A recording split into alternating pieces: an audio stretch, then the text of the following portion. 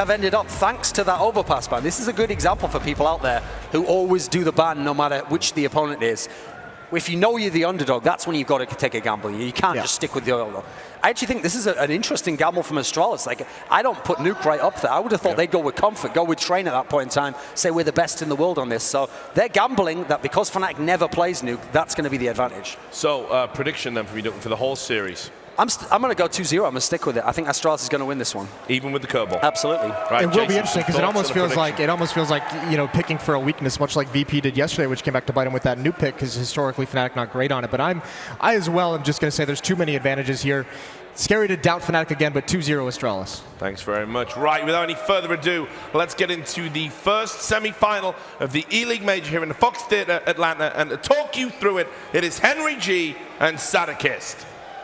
Thank you, Richard. 2-0. I'm surprised with this map pool coming out. I have a feeling Fnatic's going to show up. They're good in these games. And these two maps, if you get Fnatic rolling on a map like Nuke, that's scary. We've casted a lot of Astralis games on Cash as well. I wouldn't say it's their best map at all. They definitely have some weaknesses on there, especially on the T side as well. Perfect playstyle for Fnatic going into this one. If they turn up to the big stage, all guns blazing, could be very problematic for Astralis overall, I think. I absolutely, and not only that, you've got Olaf coming in with experience. He seems focused and ready, and we know Astralis famously have problems in semifinals. Obviously, with Glaive on board, they want to overcome that, and Device especially. They highlighted him. Everyone's been highlighting him.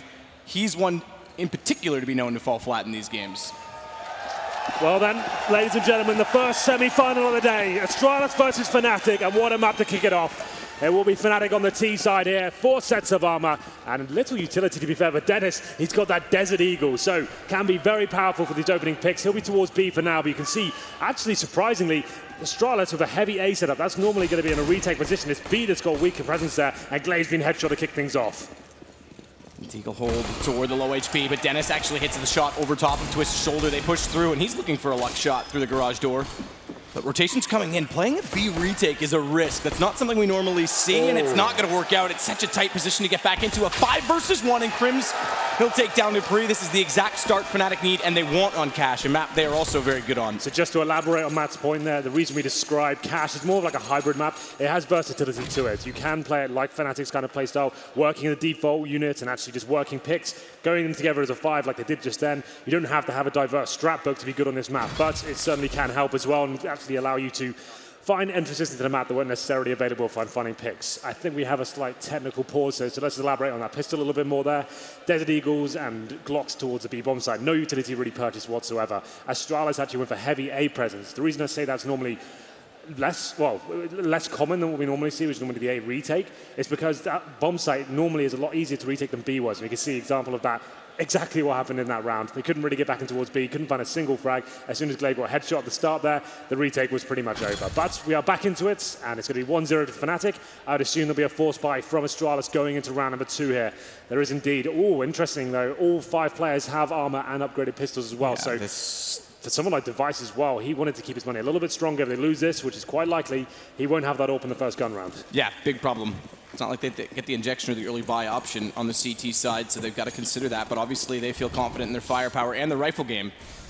And it's going to be a pretty standard setup. This time, they play off of the A site with a little bit of aggression toward middle. We know in the past on this map, former iterations of Fnatic love to take mid control. Yeah.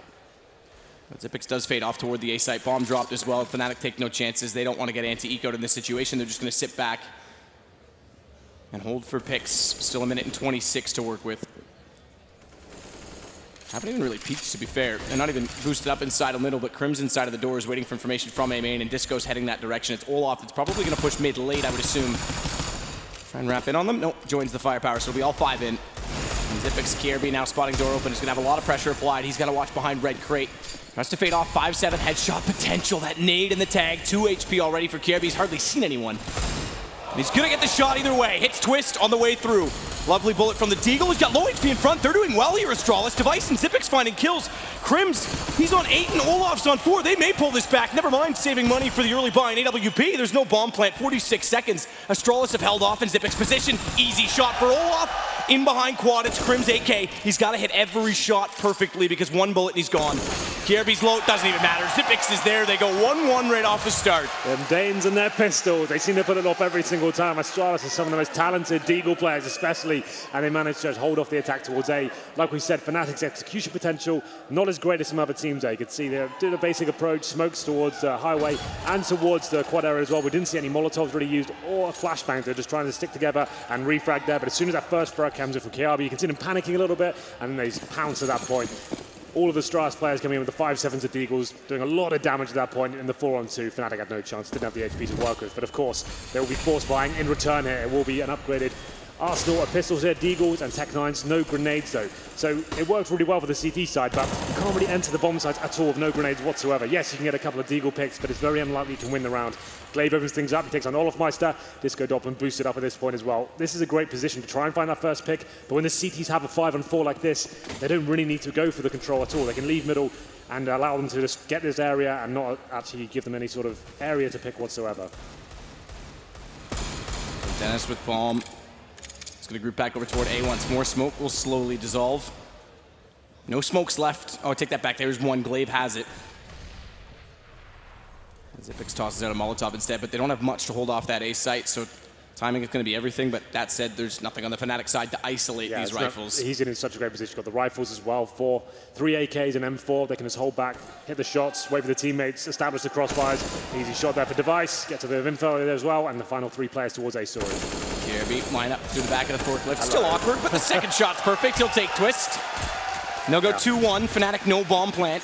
And the buy on the Deagles means they've got to wait one more. This will be a full save. Those force buys and no grenades whatsoever, I think they're almost pointless. Unless you're going to just rush somewhere and hope to overwhelm the CTs. Trying to work a pick with one Deagle at each choke point on the map, I just don't really see how you're going to win the round. If you find that first pick, what are you doing about that point? You can't really capitalize. You haven't got a massive amount of players that have swarmed the bomb site, and you've got no smokes to actually lock off the choke points once you get that pick. I think it's almost a waste of money at that point. But we're going to round number 4. It's going to be 2-1 for Astralis. This is going to be the full eco from Fnatic at this stage. Nothing invested into the round whatsoever. You can see 5 Glocks there, no armor, no nades. A chance for Dupree. He still has the SMG, so they'll be more than happy to push him into these close range positions. He gets more money per kill, and they're just not looking at him whatsoever. He finds 2, finally taken down at that point, but it should be quite a simple procedure for KRB to finish this one off. He's got the first, looking for the last twist. Already knows he's in behind the box. Well held. They do lose 2 in this, but that's fine. It's not a big deal. More importantly, they deny yet another bomb plants, and that means Fnatic, yes, they'll buy into this one, but they're not going to have enough for the AWP. Sometimes when you're SMG player, he gets 2 kills, he farms some cash, and he dies. It means you don't have that temptation to take the SMG over. He'll be buying up, and if they've got the Device in the AWP, who for me is probably the MVP of the entire tournament so far. He has been fantastic with this AWP, and this map is one of his specialties as well. He can be very dynamic, very scary, and the form he's in right now, you're going to see some aggressive, confident play from him. So let's see what happens as we go into the first real gun round here. Fnatic have got 5 AKs. You can see a distinct lack of Molotovs though. Good grenades toward white box there. Unfortunately, no CD's waiting for it. And you can see now Glaive out with the mid presence. I'm interested to see whether they try and boost up here. It looks like they may be tempted to. As Glaive and his teammate work towards it to be KRB. Dupree and Zipix though, they're also pushing out on Squeaky. Flash off, tells Crims they're there, and they don't quite spot him on the corner, so I anticipate, yeah, they're going to do exactly that. Back away. It's obvious they're there, that's telegraphed, so they have to fade off. They can't afford to go down and be that aggressive on the CT side, but they've got a little bit of information as to Crims' setup. And with presence on mid as well as utility, suggests it's a default. How they react beyond that is entirely up to them, and it seems like passive B is where they've gone, because Device steps well back toward Tree. He's going to hold with just an AWP, but this time there is utility on the Fnatic side. That means they could easily take the site with one single smoke at this point. Can you see the patience from the guy on the screen right now, KRB? He's just waiting for a sound cue, something to give him, some indication that he can push this. He doesn't have to. He's trying to see if they boost up, obviously a very common spot, and a heavy choke point for the terrorists to try and find their first pick, but nice utility usage, denying and slowing down the terrorists at this point. Device with the remaining smoke. He's currently towards the B bomb site. Alone for now, which is fine. He can get 1 kill. That's normally his specialty. 1 kill, stay alive, cool for rotation. Sees the smoke, knows they're there, times it, but gets traded. Crims. He couldn't hit the clean shot, so therefore it punishes him back. That's going to give Olaf access inside middle, and trades always favor the offense, especially on a map as divided as Cash, so they'll split onto the B site. Thankfully, Glaive's come back, and Device goes inside of the site, but a flash. Can't find the opening peak. They're going to wrap Generator early. Missed shot from Glaive. This puts Device in a lot of pressure. Has to switch off the op, and the pistol can't do it. And they'll flash off to hold Zipix at bay while Dupree tries to go to heaven, but a quick bomb plant down. Fast kill before the post-plant setup means they've got a real chance at this. They don't have kits. And I don't think there was one drop by Glaive inside of the site, but they've got it to a 2-on-2 with a reasonable amount of time still to work with. And Twist, he's limited onto the bomb side. He's not been able to cross. Better shot from Crims, though. And Xyp9x has to get aggressive if he fancies his chances. They know he's there, there's no sense hiding it, so he goes for the pre-fire instead, but Twist hits the headshot. There it is. The equal exchange at the start that we saw that boost vision come into fruition in the end. It's an equal exchange. Fnatic get the mid control and they go for that B split. It's overwhelming. The timing's actually working very nicely for the T's. You can see the good flashbang takes Device's vision away from the checkers room for a split second. As soon as they do that, they actually push through. He doesn't spot it. They get overwhelmed so close to the bomb site. His teammate can't back him up as well. Device needs a little bit more time to be effective there with the AWP. It's going to be 3-2. Fnatic claw one back, but still money available for the Danes at this point. 4-4s, and Device still on the AWP. We'll see he decides to go towards B once more. He does. He's slightly more aggressive this time, spotting in towards the B storage area, but it looks like another clean default from Fnatic. No early indication as to where they'll be going, but we have got a Twist AWP as well, and to be fair, he's been one of the best players for Fnatic so far, been very influential with this weapon and on this map as well. Molotov, counter off smoke position from Twist. Device on the op this time is going to stay over toward B, but get a little more aggressive toward Checker. We'll start to see how Astralis wants to be dynamic with that op, because we know there's tons of options. Good shot, hits Olaf on this map. And with Olaf down covering B, and if they had taken middle, it would have been a chance for a split again. With him going down early, they now have to reconsider. Mid-presence still seems to be the objective. There's lots of options if they can get toward highway, but it doesn't give them a second approach, so they've got to find a reverse kill. They've got to find an equalizer right now. Yeah, this is fine from Astralis, so allowing that mid-control to come in. It's not a bomb site. It's a very promising area of the map for the T's to take over. But in the 5-on-4, that's not good, though. Kiabi gets taken down. It's up to Xyp9x now to defend. Dennis is going to continue to get aggressive. Twist with bomb will sit to watch Z. Double smoke. He's got time. Dennis nearly lines up another headshot. He's going to cop a nade at his feet. Takes him down to 60. His teammate slightly tagged behind his disco. But this is where they back off because they've forced a rotation from Device to A. They've put that pressure on and they can push through vents. It's Glaive alone inside of B. Good mid-round calls again from Fnatic. Glaive last time in this position was found. Couldn't find the angles. This time he does. Good shot on Disco. He's bought time as well. Device is there. Smoke off, but Device has vision. Now he'll take Dennis. It's just Twist remaining. He still has the bomb, but there's 15 seconds. Very unlikely he's going to do anything with this, and with an AWP, bailout. This is going to be the round for Astralis. He may not even get away. dupree's pushing in through mid-garage. He's going to spray them down. He's already tagged up. Misses the shot. Op gone. Talk about calculated risk there. That was absolutely perfect from Glaive. You can see him saving his utility for when they actually fully commit. He doesn't use the smoke at the start of the round. He drops it on front of the site there. That means anyone coming on his right, he's covered from. They have to go through the grey screen like that player did just then. Incendiary on the left, this meaning they can't actually come towards the bomb site without him finding a couple of frags there. He's towards B by himself. He's anchoring that position, finds 2 frags, allows his teammate to rotate in and deny everything for Fnatic at that point. That's actually quite a harsh reset for the Swedes as well. So they do have a partial buy going into this one, but they don't have a lot of money. Oh, they actually force-bought fully into this match. It's not even partial buy now. It's Deagles, head armor, nades. They're going to actually go all in at this point and see what they can do with it. They're going to actually potentially end up towards that A bomb. So I can see them setting up towards Squeaky Door right now, but Glaive is aggressive towards B, using that smoke just to gain some intel here and work out there's no one towards Sunroom. No one towards Sunroom, but on the backside of that smoke, Olaf's there, so if he goes too passive, he can still slip that direction. It's pretty straightforward. Krim's playing door, Olaf playing over towards Sunroom and B tunnels. That's a very standard setup, like we'd used to do it all of the time. All about information and early picks, and then a response with the guy in the wings, basically either calling inside of the site or coming out specifically at the Squeaky Door on A when the time is right and the distractions are down from those at A main. Right now that seems to be the case, but Krims is backed off to where they're going to go anyway. Disco's in behind forklift, flash off. Kierby had it lined up, not fully blind. He sprays through. Ooh, good damage as well as he turns back to catch, I believe it was Dennis. Twist actually going through to the site, but they found reverse kills here. They found a response, Fnatic, and this buys them a bit of space to get a bomb down, which will boost the economy. And not only that, Krims on armor's picked up an M4. Good find from dupreeh. As he slips back inside of the site. Device is low, but he's playing all the way from highway. Long shot. He's at 1 HP. Now he's going to get taken down by Krims. And there's 2 at quad. It's traded back. Krims on the aim. M4 nearly steals the round back, but dupreeh, hero in the end, will give Astralis number 5. Krims doing a very good job there. A bit of a desperate boost towards the end. Matt, a nice picture for you here. It's from a guy named Blue. I'm not surprised. Okay, how about that? I don't really know what to say about that one. Cash me outside. What can you say? I think we saw a similar sign yesterday in the crowd too.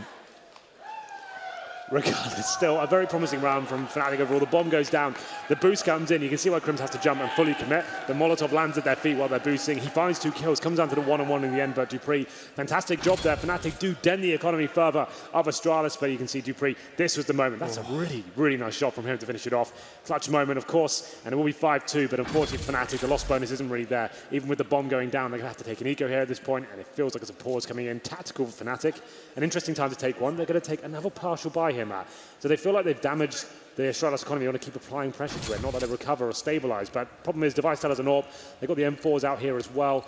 And I'll have a look at the Fnatic buy. They only a second stage loss bonus. They've left their money about the $1,800 mark, maybe a little bit less. But they've got Tech-9's armor, 3 smokes and flashbangs. Looks like they're going to be favoring towards B this time. But problem is, it's normally where Device is. And he fires off a shot, but doesn't land anything just yet.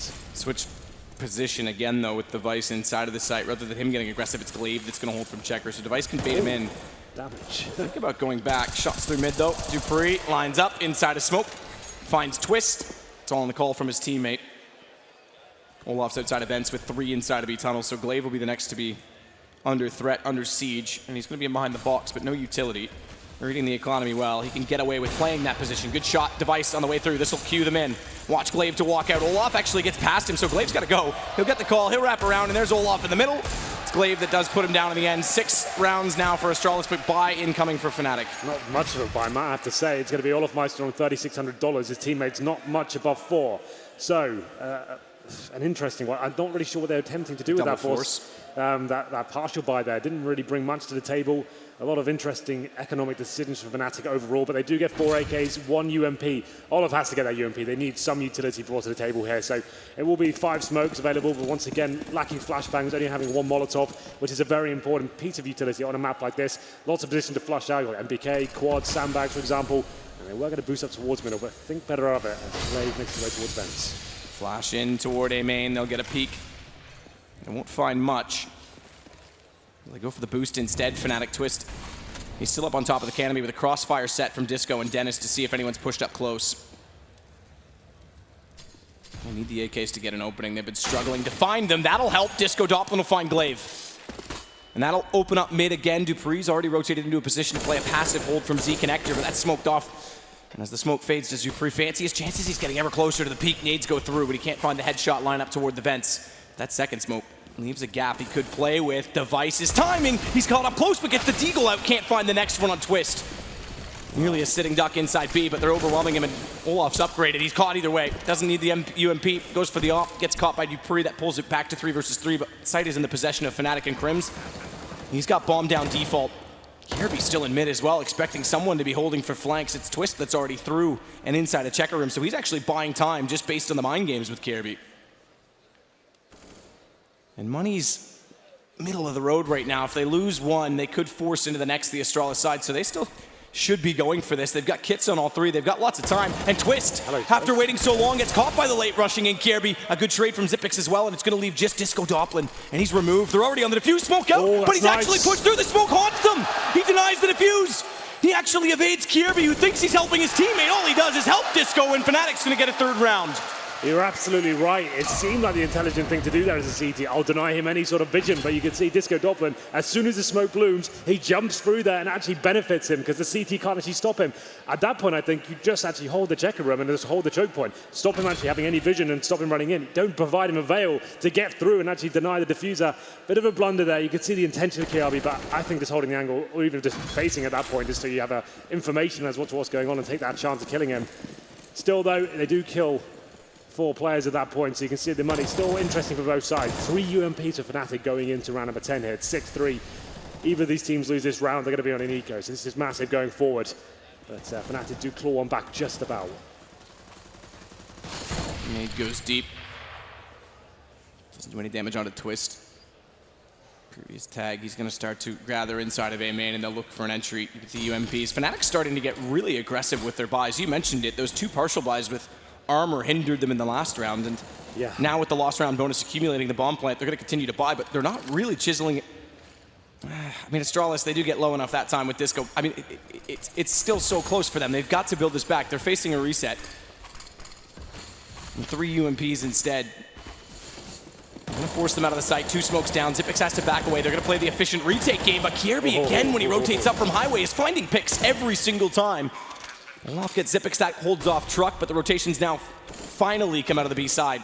And there will be a decision here. Astralis, I think, is going to play a smart tactical game against Fnatic the whole time. This could be the time where you see a very early save call. Again, they've got kits, 2 of them, but they also don't have money into the next round. And Twist getting Kjaerbye on the way through. If they don't find the next pick, bail. They're gonna have to, but they're committing. Blave's inside of the site already. It's going to pay off. He and Device, they set across. They end up picking kills that they need, but look at Dennis inside of the site. He's still there. Wrap around, no response from Disco on the first frag, but the second one's there. 2 straight clutches for the rookie.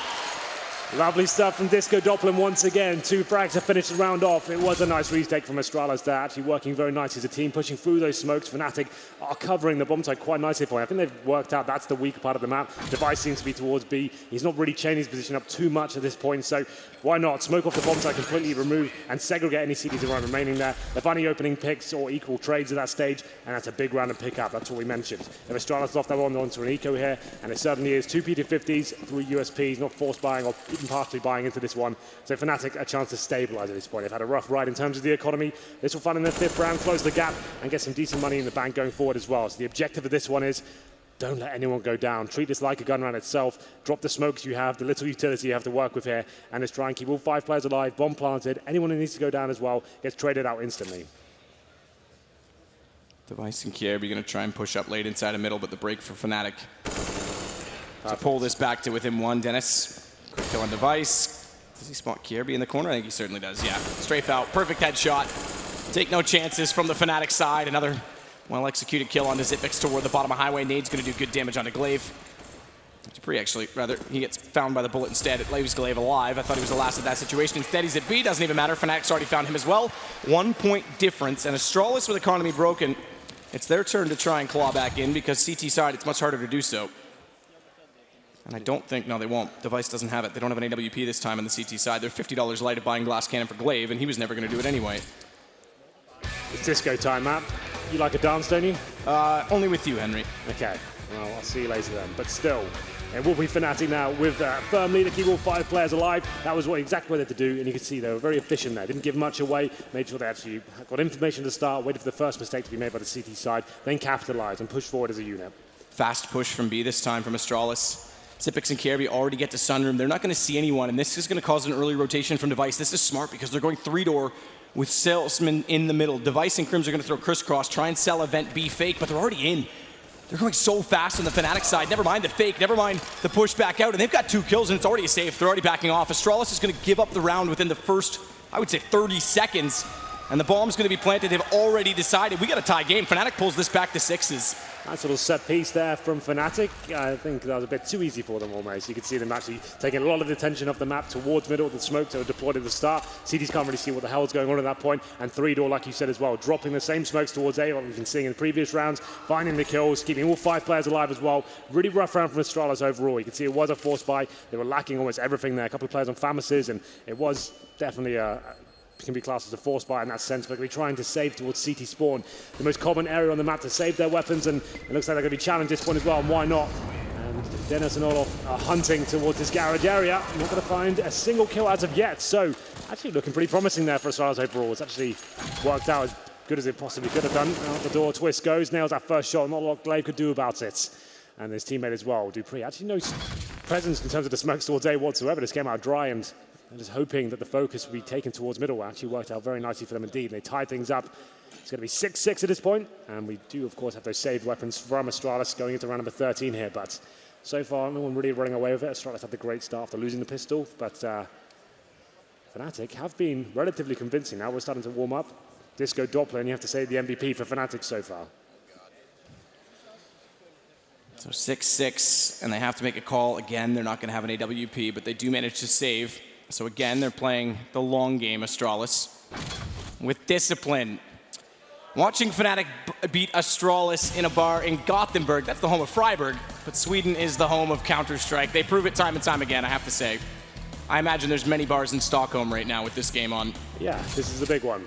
Fnatic, I guess you could definitely say that the underdogs at the moment, which is quite a weird thing to say with Fnatic as an organization, but Astralis in fantastic form right now. It's an interesting map overall. I'm surprised it got towards Cash there. A nice shot rattled off, doesn't quite connect, but was very close indeed. You see Dennis, he gives the AWP back towards Twist, who's been their main AWP on this map at least. We talk about Fnatic as a team being quite interesting, not really having that defined role, they're quite loose in that aspect. But we go towards B, it seems. They're going to be holding out B storage area, bombed down for now, so no heavy commitment. Interestingly, at the very start of this, it looked like Astralis wanted to set the tempo and a precedence that mid was going to be guarded. They almost seem a little bit timid of it now. Crisscross smokes go out. There's obvious presence on B, and rather than rotate and try and hold mid, both Device and Xyp9x gave up highway and rotated from truck, which means they didn't want to take the fight. But this push from KRB's massive. Look the wrong way, finds it again. Disco goes down. He can fade away. Very smart play from KRB to not overcommit here. They've got the man advantage. No need to stay that far behind the enemy lines. Get to the site. This is a big pick for Astralis. Yeah, that's really nice stuff. Very kind of risk-reward judgment there from KRB. Like he said, did a good judgment to actually fall back at that point. He's now been boosted up onto the site. Olofmeister, though, looks like he's going to be pre-firing this. It looks like he even knows he's there. Fantastic stuff from Olof, and it's going to be a 4-on-4 just like that. Highway is the direct counter to that boost spot, and Olof gets there again because there's no mid-presence. Glaive spots a boost going on, trying to run boost. He's going to foil those plans. He's got the bomb down. Now, does he push to Sunroom?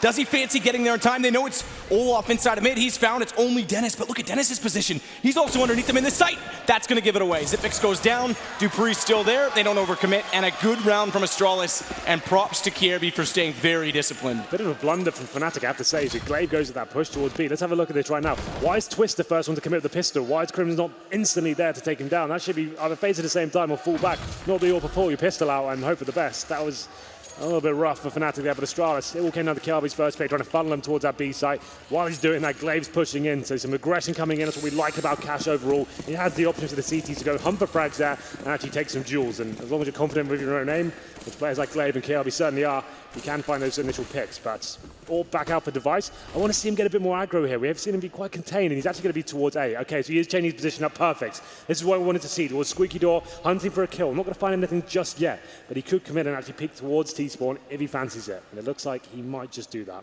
Device all the way out at Squeaky. He wants it. Is going to get in behind them both with an op. He's not going to spot Dennis right away. Now he will. And just like KRB, on cue, goes immediately back to the site. Opening picks CT side Cash are huge. Yeah, he's looked a little bit caged so far towards that B side, but this is looking good now. Disco's inside, but look at Dupree's position. He's in the vents this time. It's the first time they've put a player inside of the vents, and look at the difference it makes. He finds both Disco and Twist. This is another round where Astralis start this early and stay in contention the whole way through. Just Crims and Olof. It is the two experienced players on Fnatic, the former major winners. Dennis won 7 straight events ending in Katowice last year with this team, but he's never won a major with them. Dupree's going to find Olof. That's a crazy stat when you think about how dominant even the Dennis era of Fnatic was. Absolutely. I remember we casted their first tournament in, was it Frag by Masters, the first time Dennis joined up? And yeah, it was a pretty impressive run after that one. But regardless, what we wanted to see from Astralis overall at that point was Device. He's been towards B, a little bit caged for my liking. Just as I'm about to explain the round, looks like Crims fancies his chances here. He has got the bomb still. He's in the vents, but he's only got 15 HP and 20 seconds to work with. This round should be out of his reach. He'll take an absolute huge mistake at this point from Astralis, and that's him going down. The point I wanted to make is Device leading towards B. Fnatic are aware of that. They've been avoiding that site completely. They said, you know what, with one of the world's best players in that area of the map, let's just go A, shall we? And it's a good adjustment. We've got Dupree in the vents, patrolling towards middle. Device making kills happen towards A side of the map as well, albeit pushing Squeaky Door, but still a good adjustment. Fnatic didn't see it coming, and Astralis win the half. It's 8-6 here, and we'll have a look at the buy coming in for Fnatic overall. To finish it off, it's going to be Tech9's armor and a little bit of utility. I assume they'll go back towards A and try that set piece once more. Fnatic probably the most successful roster on Tech9's throughout history. Important stat I want to point out, Olofmeister's on 4 kills only. He's had a few impact kills, but when you compare that him versus Device battle that a lot of people were tantalizingly looking at coming into this, Device is on 12. It's a bit of a difference when you think about impact, isn't it, Dupree? I think they're going to have to have spotted him going back toward that checkers and box position, so he's going to have to be a little bit careful, but they are putting pressure onto B this time with the Tech9's. Olof, he's already up to the main entry point, and they got the crisscross smokes in middle, but they don't account for KRB pushed up close. Good find on the AK, into the site. Dupree posted above the smoke. Blade goes up, he finds another, and Dupree drops back around. Flawless end to the half for Astralis. 9-6, they give up 4 in the middle, and it looks like momentum shifts. But new Astralis, they adapt. Yeah, that was a good adaptation towards the end there. Actually getting Device towards that A side. He can actually hold it by himself as well. He's more than happy to go for that aggressive pick. Or just hold towards quad of the A side itself. At that point, they can focus towards middle and the B bomb site and actually eradicate the risk. And the chances at the point that's just, as soon as Fnatic start adjusting as well, they go back towards B. Instant spray down for dupreeh and Glaive, so very nice work from them. The score ends 9-6 in favor of the Danes. We'll have a look at the buy coming in for the T side of Astralis here as well.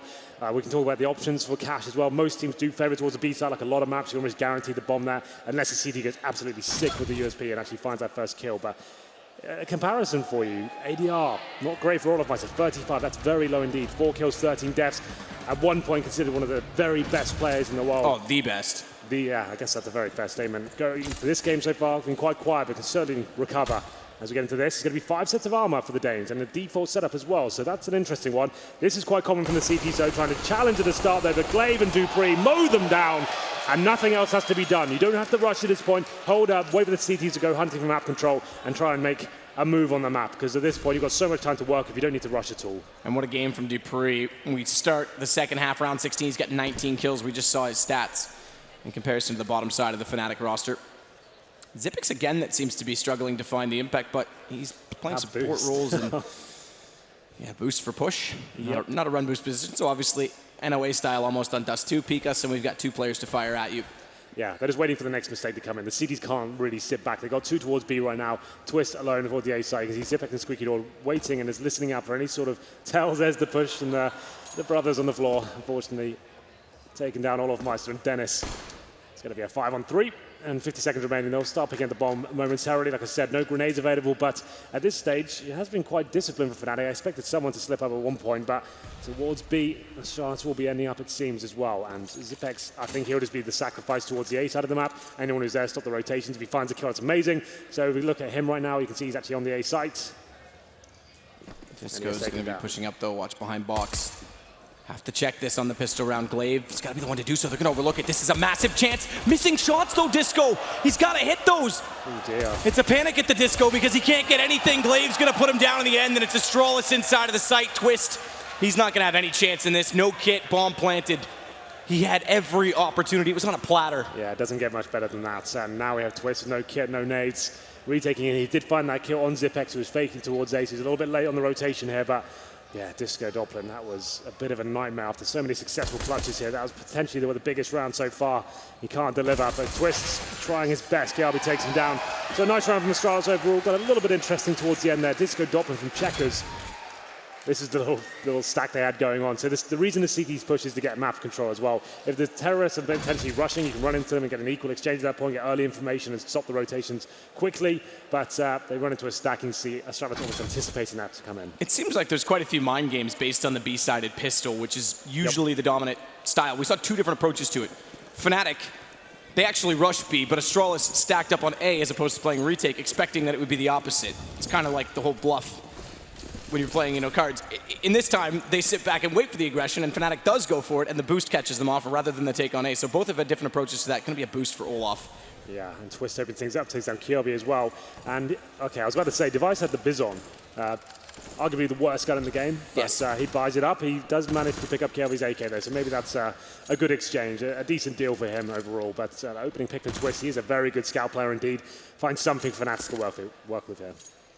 Scout, though, is going to be on the A site, and right now pressure's being applied onto B. That looks to be the end result for Astralis as Crim starts to rotate back over. Take a quick peek toward mid. He might spot Xyp9x's head outside of vents, but Glaive's already inside of the site. Refuse to peek him. Dennis goes for headshot angle with the deagle. He's got tons of potential, Dennis. We know he's good on pistols. Well, it's not the USP, but it is still a headshot promise. Looks for another one, does tag them up. Aim punch a factor of the first, still can't find the headshots. He's desperate to get Device, now he will. And it's actually Crims, I take that back from above, that rotated around. It looked like it was his shot that found it. Bomb temporarily dropped, and Xyp9x and dupreeh find themselves in a really bad position. In fact, dupreeh, he's got a clutch back versus 3, and bomb down on the side. He's got 35 seconds to try and find an opening. He's going to stay silent, spot it up. That's Q to peek from inside of the site. Knows the order they're going to peek from. If he had hit the shots, he might have been able to pull it off, but a good win, an important win for Fnatic. Well, the frostbite works out. It's very difficult to make that work for you on the CT side, but the scout pick from Twist was very nice indeed. He actually takes that initial player down, which is Kiabi. 5-on-4, they commit towards the B side as well. Like you said, Dennis, the master of pistols. More tweets coming in there, Matt. Why don't you read this one out? Tearing friends apart. It's tearing us apart too, Henry. I like it. Fans of both sides. I was wondering where the US fans would go in this major. I want to point out something else. That's a return serve, what just happened, because remember, it was Fnatic that won the opening pistol. They got ecoed by Astralis. It's the same thing in reverse this time around. Indeed. Returns the Vader. Well, it is going to be a force buy and return, but this time, this is better. Like I pointed out before, Fnatic force port with no grenades whatsoever. They had deagles, armor, no smokes, no flashes. This round, Astralis brought 2 smokes to the table with Dupree has been taken down nice and early by Twist there. So another 5-on-4. Don't really want that to happen these sort of rounds. You want to be defaulting the start, and it's operating as a unit with a nice little set piece, 2 smokes, try and push through them with the Tech 9s, but now they've lost that first player. It's going to make it a lot more difficult at this stage. Glave's going to gather bomb as well and take it from B over toward A. Instead, Device. What a shot by him to start it off, and he's going to drop and take over A main. Instead, Glave's going to work with Kierby. That's why when you get that man advantage, we discussed it before, you don't really need to challenge aggressively at that stage. Device once more, though. Dennis takes him down. And Dennis taking him down could sway things. They find him on A. That opening pick forces rotation. They wanted to try and sell that to get to B, but time's passing, and there's no more aggression toward the A site. This should give Disco the cue to rotate. But they'll leave it to Olaf alone inside of the site on an AK. It's going to be 3 pistols against him, all with armor. He goes down. That's an AK grab. Decent damage done by Nade onto Kierby and Zipix, but he's got to find the angles. And he will find the first. Still has to hold off. They're not there in time, but watch Disco. Timing is everything. Just gets in. Zipix responds to that. Bombs down inside of the site. AK there as well. He's got the gun. He's got the armor. 1 versus 2. Still a huge order and ask for him to pull this off because they're going to drop in as soon as he plants, and they know exactly where he is. They can play this together. Play it for the trade. Don't even need it. Crims hits the headshot. It was the force buy, but it comes down to a 5-on-3. Olaf Meister there. He gets 1 kill, but it's enough. It denies the plant eventually, but Zipex into 2 versus 1. Gets the bomb down. That's his main objective.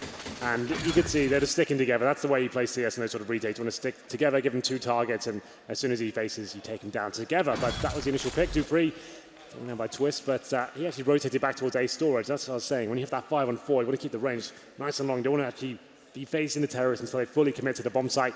Device took him down and made the round very interesting indeed, but it's going to be 10-8.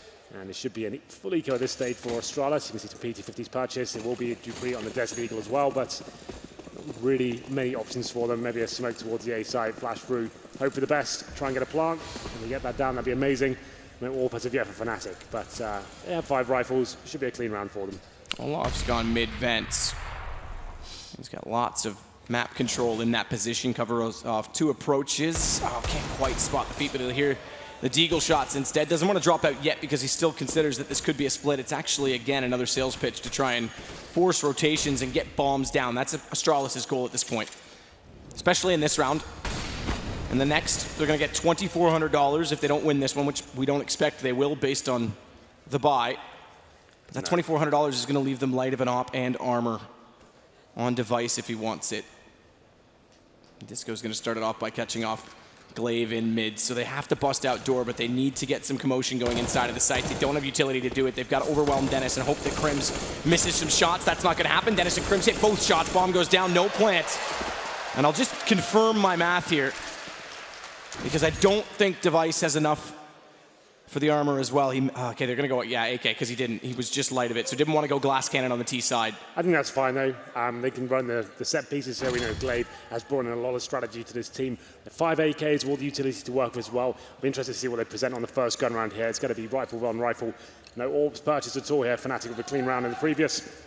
Dennis was a very decent spray control. This is the perfect time now for Fnatic to present something a little bit more aggressive, trying maybe a counter boost towards middle. There's something to find that first pick and to shut down any tactic they had in mind. So Molotov to hold off the boost. It allows them to advance and potentially get in position for a boost in return, and it's Olaf that's going to do it. Dennis is already starting things off, though. Commotion inside of A main, traded back by Device, but Olaf goes immediately, misses a shot. I thought that was his opening. Device still resetting in position, still getting his bearings again after that initial exchange, and Olaf changes angle on top of the roof. He's still trying to find shots, drops down instead. That was a big moment there for Olaf Meister. He gets taken down, the round could be over. He manages to survive, but I think he's been wallbanged by Zipex at that point. That's through the tin garage door, the wide side. Brilliant shot by him. And he silences Olaf again. That's going to give Device the chance to try and boost. And he's going to smoke off inside his Z connector. Start to probe out exactly what's going on toward highway. Double flash. No one in behind bags just yet. They'll still have to check that on the way through, so watch crosshair placement. Zipic's the one to do the deed of pre-firing it to try and bait out anyone that's in those positions, but they're setting again for a mid-B split.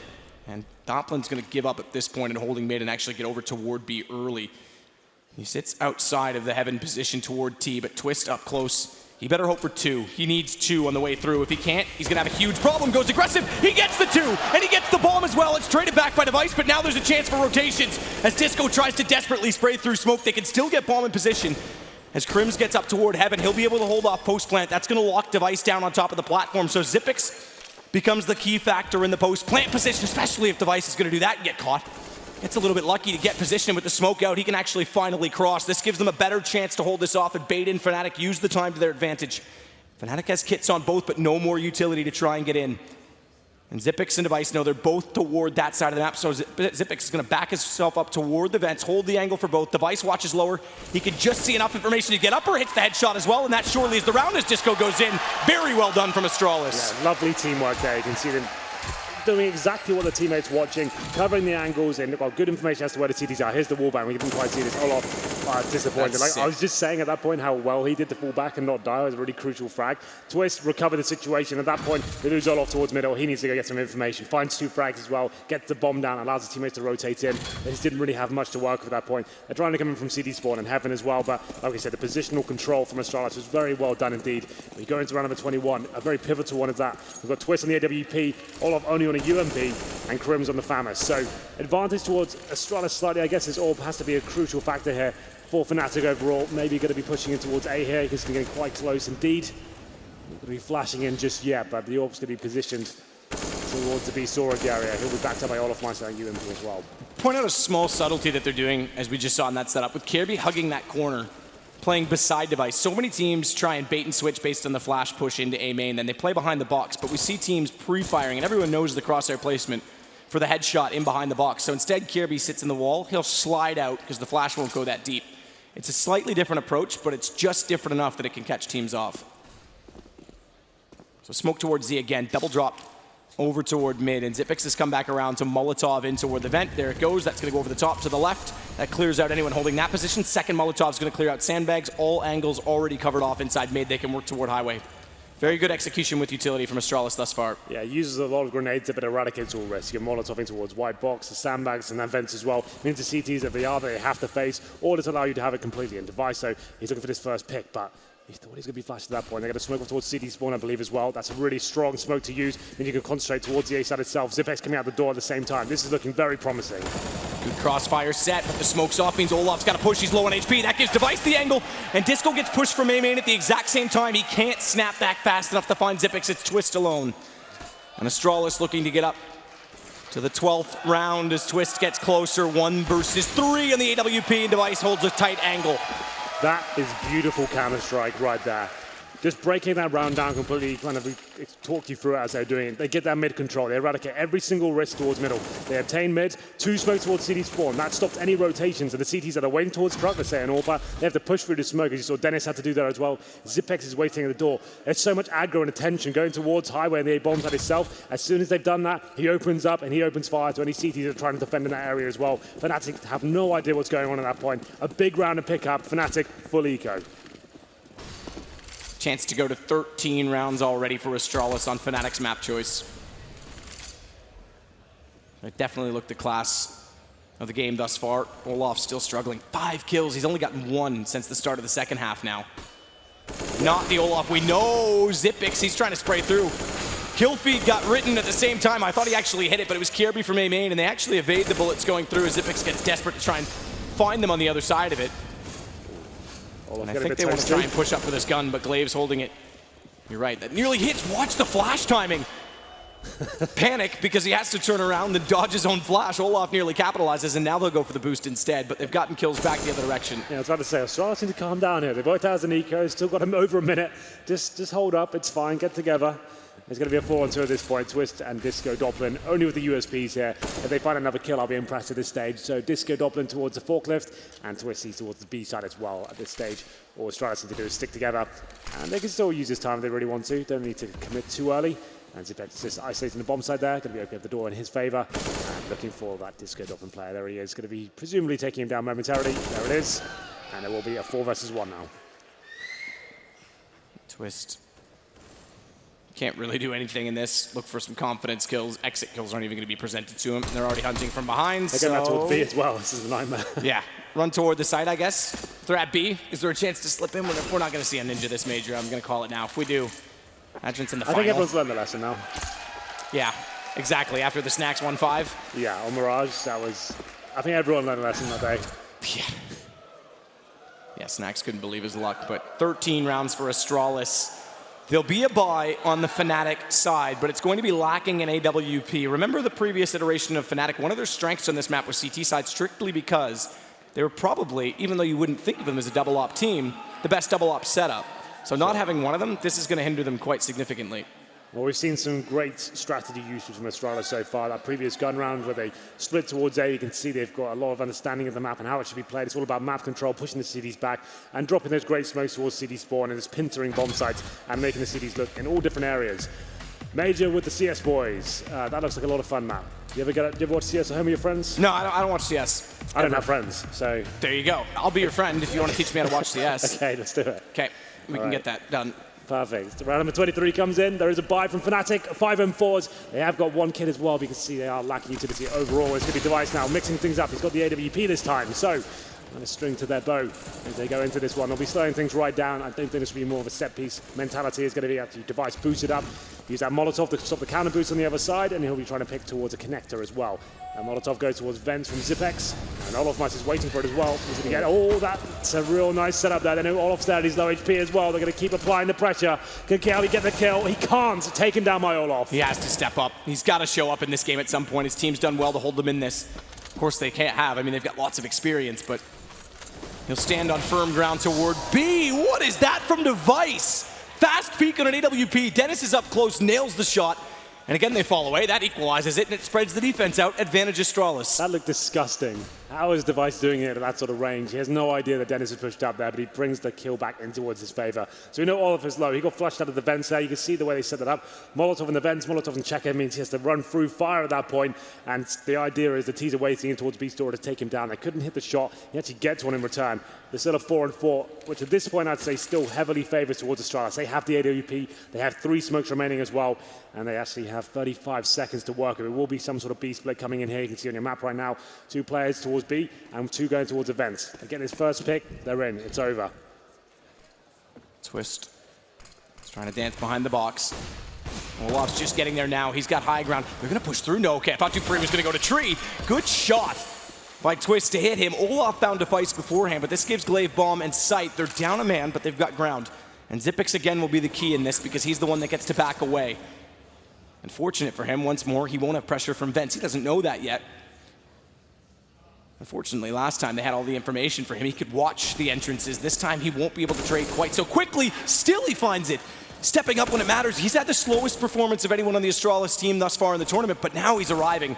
As always, playing the support position, but he's down, and they know Glaive's on the site. He's going to wrap around, chance to catch them out, but he falls down. He's got to hit one. Wrap around from Crims. But he's got 10 seconds. I think he's just got this. Yeah, he's got that. Yeah, that's fine. Oh, it's going to be a little bit Nah, close. he's got it. He's already below 3, and it's not quite there. So just barely a defuse from Fnatic. That's going to give them 10 rounds. 2 kills from Crims, and they split up. That actually worked because position from Glaive, he could have lined them up. Yeah, I thought he had done it. If he just stays alive a few seconds longer there, just gets out of Crims' reach. But he pulls the pistol out. He knows he's going to be low HP at that point. Astralis drop around there, but they still have money. They got to keep applying the pressure. It comes down to a 1v1, so the money's still not be great for the Swedes here. They pick up the AWP that was dropped by Device B. You can see Disco Doppelin. He's only down to the SMG himself. So a real rough round for them. If they are to lose this one, I'm going to speculate that's almost it for Fnatic. They have no money left over. This has to be a winner. 13-10. If you lose this one, it goes to 14-10. You've got no money left. You have to force buy it if nothing. So this is it now. Fnatic.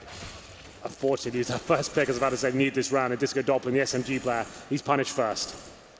Good shot from Glaive. Olaf on the op. Is that what it's going to take? Possibly. That's what we said about Fnatic. Obviously, Twist is known as the main AWP on this team, but anyone can really pick it up. Twist, Olaf, Dennis, Disco is known as an AWP at one point, but he's not so much in this team. Zipex, I think he's got another wallbang there.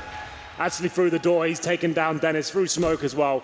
Those are some of the most frustrating kills to be on the receiving end of, and now it's a 5-on-3. Like we said, a huge round here. Now Olofmice does have to step up with his AWP. He needs to make something absolutely massive happen. Fnatic's done well to hang around in this game because it does seem like, oh, look at his position. I think they're going to go B. They'll spot him. Good lineup. Good shot of the first. Needs to get the spray control. That allows Device out. I was going to say, they've done well to hang around in this game because it seems like Astralis has been forcing the play. Not going to be baited. Olaf has the patience of a saint as he doesn't fire into that first shoulder peek by dupreeh. Hits a shot that's much required, and that's going to force them away from the AWP instantly. They're not falling into Olaf's traps. They're not playing his game because, again, it's going to be Crims that they go toward. And a divide play as well. Look at that UMP in middle. Device is going to catch Olaf. He's rotating. Device is set, but the pistol play from Olaf leaves him in it. Crims goes down. It's going to be the AWP on Olaf that's going to dictate the round. Bomb goes for the default plant. 18 seconds, lots of time. And Xyp9x gets in behind the quad position.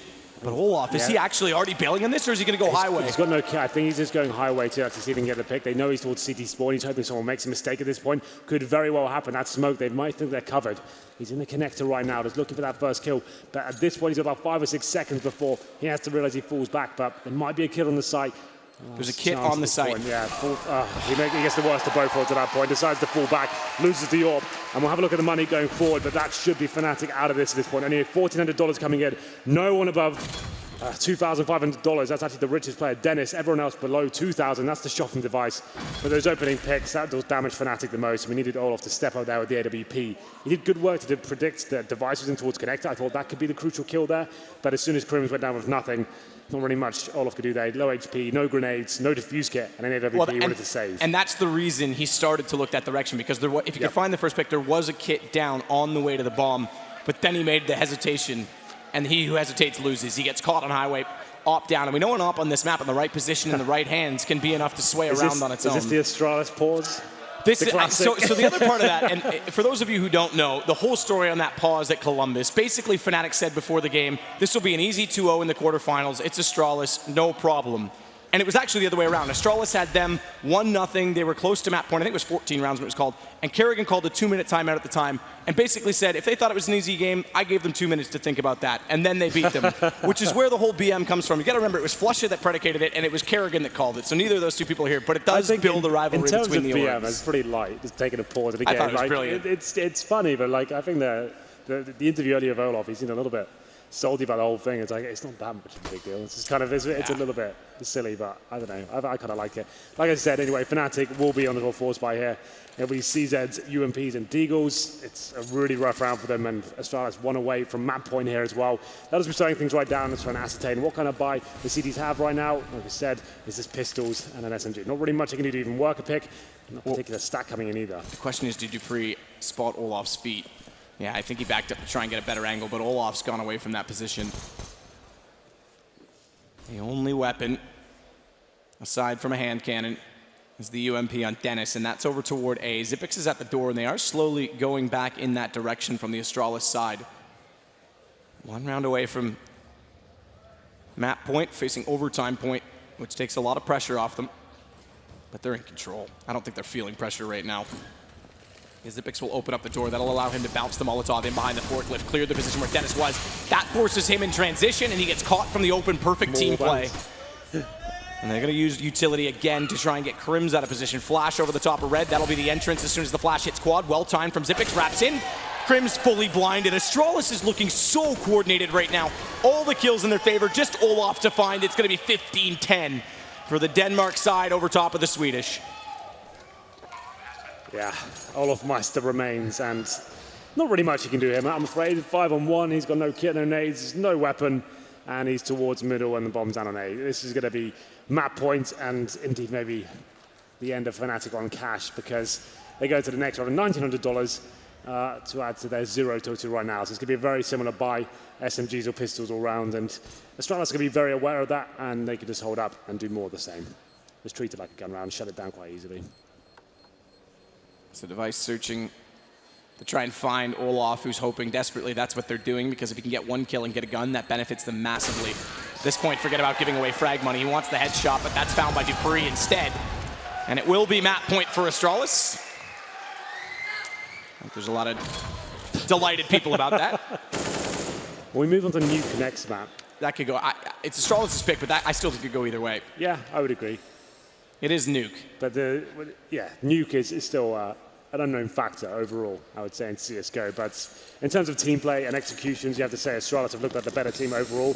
Fnatic have given us sensational rounds and some big clutches that Disco Doppelin saved them out of a couple tricky situations. But here we go then, round number 26. It is 15-10. One more round will do it for the Danes. They're going to group up towards B, but some good damage from Olaf. Starting to arrive, he finds a kill, headshots another. Flash himself back into the play as well. Quick reload on the CZ. He didn't actually complete the reload, so he still only had 2 bullets left.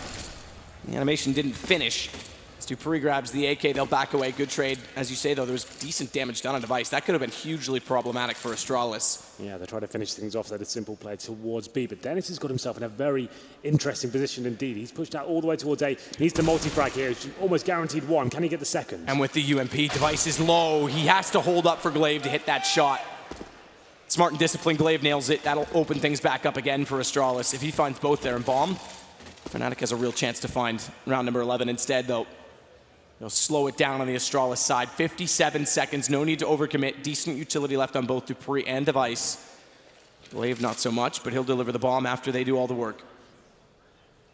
In the meantime, he's going to look for a hunting kill because he's still got the HP to work with. Try and bait in device potentially with a jump across, but Crims is outside of Squeaky. Now the question is, did Crims close the door behind him? Are they going to predict that if they walk in? He did. So if they walk in from A main, they might not know that he's there if they even go that direction, because right now I think they're relying on the call from dupreeh.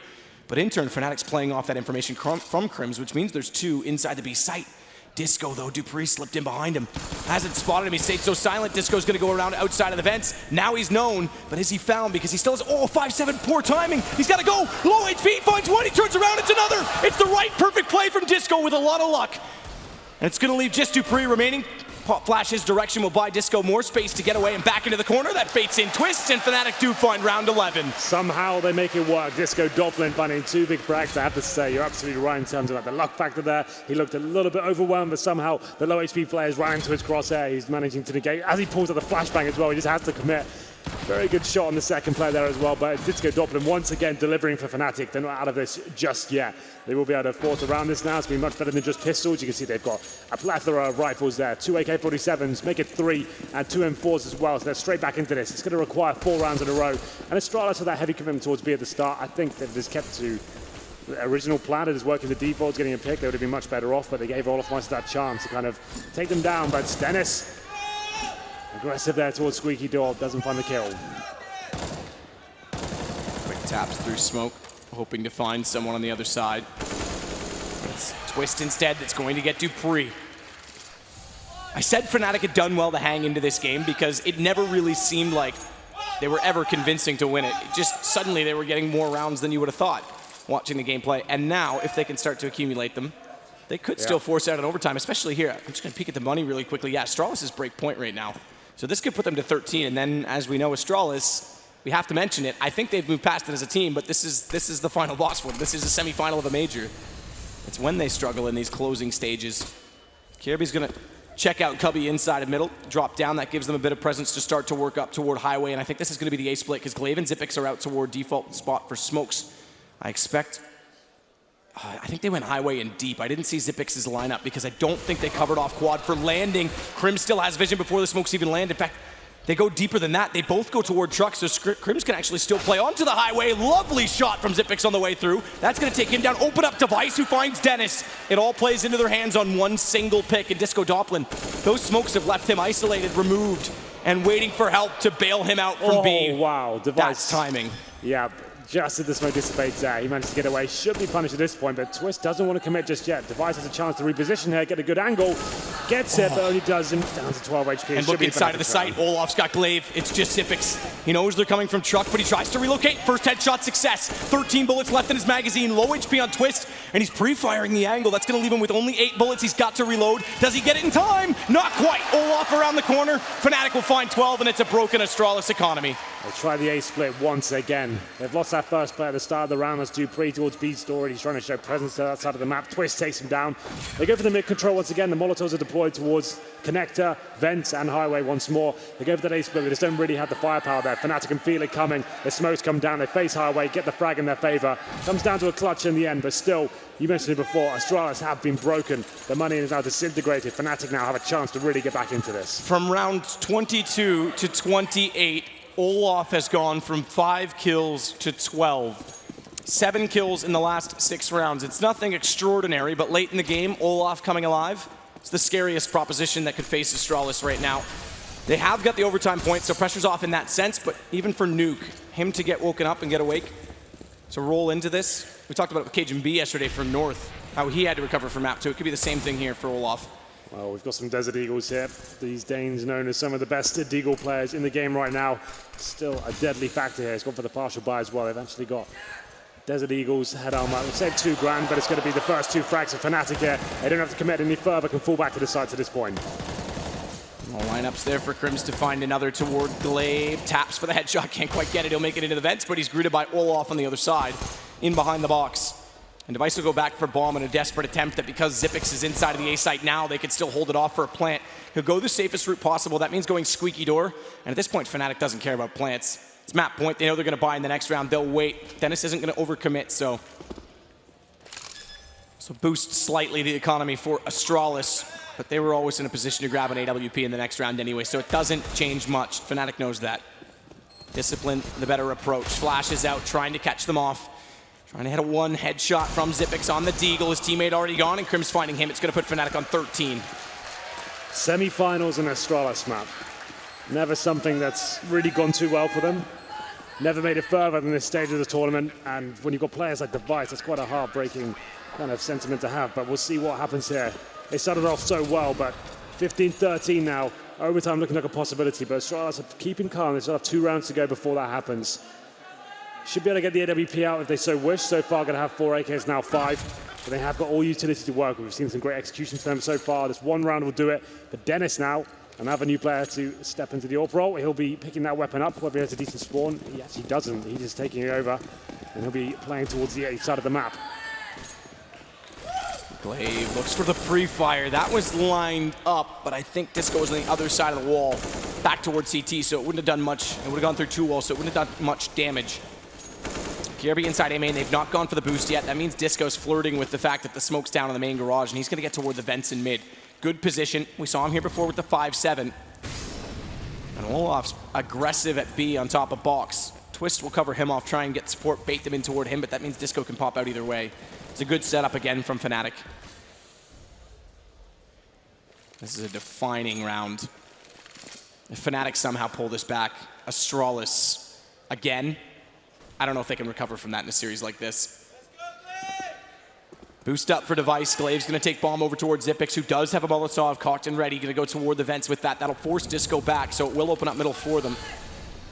Lands perfectly. Disco's forced away, but Twist is rotated, so they've doubled up the mid-strength with the traditional rotation. As soon as I say that, though, Dennis has an inkling this is going to be, with that Molotov pushing vents back, a split toward A, and it's the right call. So Twist rotates off early. It's all on Crims. He's got to line this up. Shadows are in his favor, but the flash, he hits 2, fully blind, and Crims knocks them down. It's massive for Fnatic, because now Dennis can go to work on the A site. No smoke in front of him at quad. Spots the first one out, takes the shot. But remember, I already said this, Twist is rotated over. He's here with an AK, and Crims has arrived as well. It's all the Device to pull it back. It's now down to just Glaive. 1 versus 4, Fnatic. They've got 14 rounds, and they break Astralis again.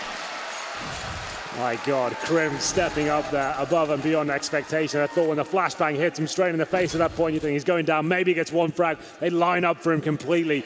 He can't believe his luck. He's still alive, and he gets 2 frags. Amazing stuff. And you can see them holding them off towards that A side of the map. 1 round to go, and Fnatic will take us to overtime. Still a lot of work to do here. But in terms of loss bonus, we've got 4th stage here, so $2,900, and I think it's going to be a tactical timeout for Astralis. 1 round separates them with Nuke, and just closing this out right now, we're going to overtime, and that could be quite a complicated procedure. Money's all reset at that point. Fnatic seem to have come to life here towards the latter stages of this CT half. They've worked out and kind of deconstructed Astralis completely. The last round will consist of 2 AKs, a Tech 9 and a UMP for Astralis. As we go into this final round, so the unpause comes in. Good spawn for Twist as well, but no AWP, that did go down. They've been playing better without it now that they're getting the crossfires set up. Especially Olaf, he's got most of his kills on the M4. Big round, Fnatic. Could force cash into OT. Bounce flash out to push off anyone that's trying to get up toward mid position. Crims as well, playing a more aggressive angle, catches the edge of the shadows before the flash hits. He's 1 step back. I don't think that play happens. The flash goes in toward A main. This will slow Astralis ever so slightly, but they aren't pushing on that. Glaive's still waiting as well to throw his default smoke out toward, I assume highway this time. It has to be because they don't have a double smoke set up for truck, and they want to get the site. Forget trying to get picks on the way through, just get in, and dupree's going to do that. Down goes Dennis. They've smoked off on quad, but Crims rotates over late. Xyp9x isn't ready for it, but look at the kill immediately before that on the obituary. It favors Kierby, but look at Crims go again. Another double, a triple. He's stepping up huge late for Fnatic. MVP status so far on their side. Disco's had his moments, but right now it's all Crims. And they're going to take the bomb back. They're forcing the rotations. This is a gamble. Glaive's going to leave Device alone in A, and he's going to hope for the best trying to wrap around. Now the question is this a full bailout?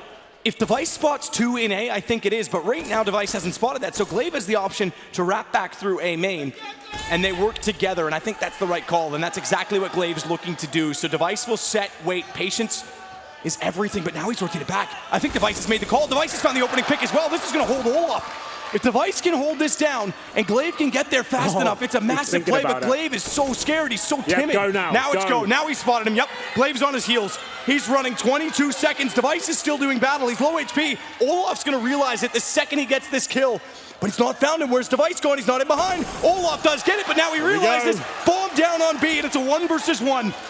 Glaive versus the man, the sleeping giant who has woken up late. He's up to 15 kills, 10 in the last 8 rounds. None more important for Fnatic than this. He's got a kit, he's got a smoke, he's got an M4, and Glaive's got a UMP and he's playing a far angle. He's hoping desperately that he can play this to time and he can line up the shot, smoke on it. Olaf's gonna hold this. Olaf's gonna hold this. Glaive's off. No. Olaf's got it. 2 seconds. Olaf's got it to overtime. What an incredible play from the world's former best, and he shows it again. Ninja defuse for overtime. And Fnatic, their hearts have to be sunk at this point. Again, they had this game in full control, 15-15, and all bets are off. It seemed so perfect from Astralis there, baited him out. Device staying alive as long as possible, but Crims, he did most of the work in that round. 3 kills by himself, isolated out, smokes all around him, all the grenades landing at his feet. But Olaf Meister, you said it, he's had a quiet game throughout, but he's won one of the most influential and most important rounds possible. One-on-one with Glaive, he only has that SMG, and the smoke grenade so vital. The ninja defuse comes in, sprays a few bullets at SMG, doesn't find him. At that point, the round's over. He had to rush him down with the pistol, maybe commit. He was hoping for the fake defuse at that point. And all of a sudden, everything's been reset, map. 15-15. This is a whole other game. This is a way different game than regulation now. Yep. Psychologically, Fnatic's also playing much better Counter-Strike. I think they're going to give up on the op. I think they stay rifles the whole time, which also has benefits in overtime based on the 10K MR3 system. So remember, no pistols in overtime, $10,000 starting. You lose twice, chance to save, but no ops will give them a better force buy in the third. See if that's the approach they want to take the whole way through this. Well, Device, he has got the AWP. dupreeh looking for some control towards checkers at this point, which they've obtained. Boots at the defense. This is very promising thing to do. The thing is, it will make a noise when they go through. So your CTs, doesn't look like they're aware. Disco Doblin taken down, 5-on-4, just like that. Getting control of the B storage area like that, denying vision from the CTs can be very beneficial and can commit to this site if they so wish now. Twist can bait in Olaf on this perfectly as well, and hence why Olaf's ready with a support nade, but they changed the position. And I'm not sure if they heard Glaive. I think Olaf may have heard Glaive running back, but that's a bait. He's not actually gone all the way back. He took a few steps. That bait's in dupreeh. That works out perfectly, and I'm not sure it was by design or not, but it does work. And Twist is going to catch dupreeh, but they rotate back inside of mid. Dennis is there. Good shot from Device. Well, trade after trade. It does favor Astralis at the moment. 3 versus 2. Crims had to step up once again. Gets the kill. Drops the bomb. Equalizes the situation. Device will scoop that. And Crims will give up position because he wants to play in tandem with Twist. Twist may say he's learned a lot from Dennis and Olaf on this team. Crims is another he can learn a lot from as well, but their former teammates way back. He's still a solid player. What a shot from Device. Twist goes down. It is now on Crims, who's put them in these situations time and time again. He knows there's one in the site. He's expecting the other in A main, and he's right to assume so, but it doesn't mean he can pull him out. Now he can. One-on-one again. He's got a kit. It's planted wide, though, so there's no need for Xyp9x to try and peek this, hence why Crims has to go aggressive. The shot will reveal his location, but Xyp9x stays open. It works. Astralis pick up round number 1. It feels like every clutch has gone in Fnatic's favor, but finally Astralis pick one up. Big round. If anyone's not aware of the overtime system, you play 3 rounds on either half. First 19 of your screens at the top there, but Zipex comes in clutch there. Crims, we thought he was going to shut them down. Great positional control on the A bomb site, takes the bomb down there as well. Certainly makes it interesting. We were going to round number 2, Matt, and you said the Ops. They've been doing better without the Ops, and now they've got 2 of them. So maybe that was the missing formula. We'll see what happens. It's true, because they did never really have the double Ops set up in regulation. Okay. Oh, that's how you start with an op. Take down the reverse roll of Device. Olaf gets it and he stays aggressive. Look how aggressive he is. Twist is going to rotate around and try and get him out of this. Jumps across. Now remember, the other AWP was in Dennis's hands. That's been dropped as well. So 2 ops on the deck to start things off as Dupree starts to push up in toward B tunnels, but then thinks better of his positioning. Bomb's been dropped inside of mid this whole time, so they are playing a calculated game to try and find the pick and return. Well, equal situation for now in terms of the utility available. Astralis do have smokes, molotovs, and everything they want, but no map control obtained as of yet. So, the same smokes and flashes we've seen towards middle are dropped once more. Dupree makes his way towards the vent, but Disco Doppelin will be the one to defend. Flashes in, won't be challenging just yet. They're going to allow the Astralis team to have control of middle for now. And KRB, he's looking for a pick towards A. Good shot from Olaf again. Now he's got his op rolling and he's rotated. They're being dynamic. He goes over toward A. Astralis thought that was going to be clear, but Dupree's the money man in this because he can push through. Better play, smart play from Disco. He knows they've got all the information on the sites. He doesn't need to be aggressive, doesn't need to get caught off, so he just holds position and they walk directly into his crosshair. It's Twist to step up next. A 2 versus 4 for Astralis to try and pull back. Zipex has got Disco down, but Olaf's on Heaven with op watching cross. Spray in from Zipex, tries to bait him out, and he's right to assume so, but Crims is getting ever closer as well on the flank as he comes around from the A side. Lovely shot from Glaive. It's all about timing because Crims has to start moving. They get Olaf down as well, but will they read the flank? Both on top of the site. Surely he can only get one before they're both exposed. And Zipex is looking that direction. He's considering it. He's pulled his way into the corner, so even now, if Crims comes this direction, he has to commit in full force to the site, and Glaive's starting to realize, I don't have any information here. He has to be coming from this direction. And the shots reveal it. He's looking for the headshot, taps toward the generator. He's got it! And the peek from Zipex is extremely aggressive. He nearly gets caught as well. Crims on 48. It's the M4. Has to switch to pistol. He's depleted his ammo. And he'll go aggressive. And Zipex is trying to bait this out, get as much time as possible. And Astralis will get 2 in a row. 2 in a row for Astralis and 2 in a row for Zipex. Another clutch and 4 frags in total for that man. Olaf opened it up. Look at that amazing shot into Device as well. I thought that was it. He managed to stay alive, but Glaive and Zipex doing some really strong stuff there. Amazing teamwork. Just finding kills left, right, and center there. Zipex left in another 1v1. Twist did actually a really good job to even make that round possible for himself. But like he said, once the bullets were depleted, round was over. Zipex still had 100 HP. They're taking 2 headshots at that sort of range. Well, there it is. It's going to be 17-15, 2-0. If you get to 18, that's a 3-0 on the T side. That's a very good position to be in. You can see the money's been depleted. That double AWP setup has made things very difficult for Fnatic on his final round of the half. I think Dennis is going to wait for the opportunity. I think Dennis goes on this. He's got the UMP. He's hoping to get enough information to be confident about pushing through that smoke. He'll be flashed in, but...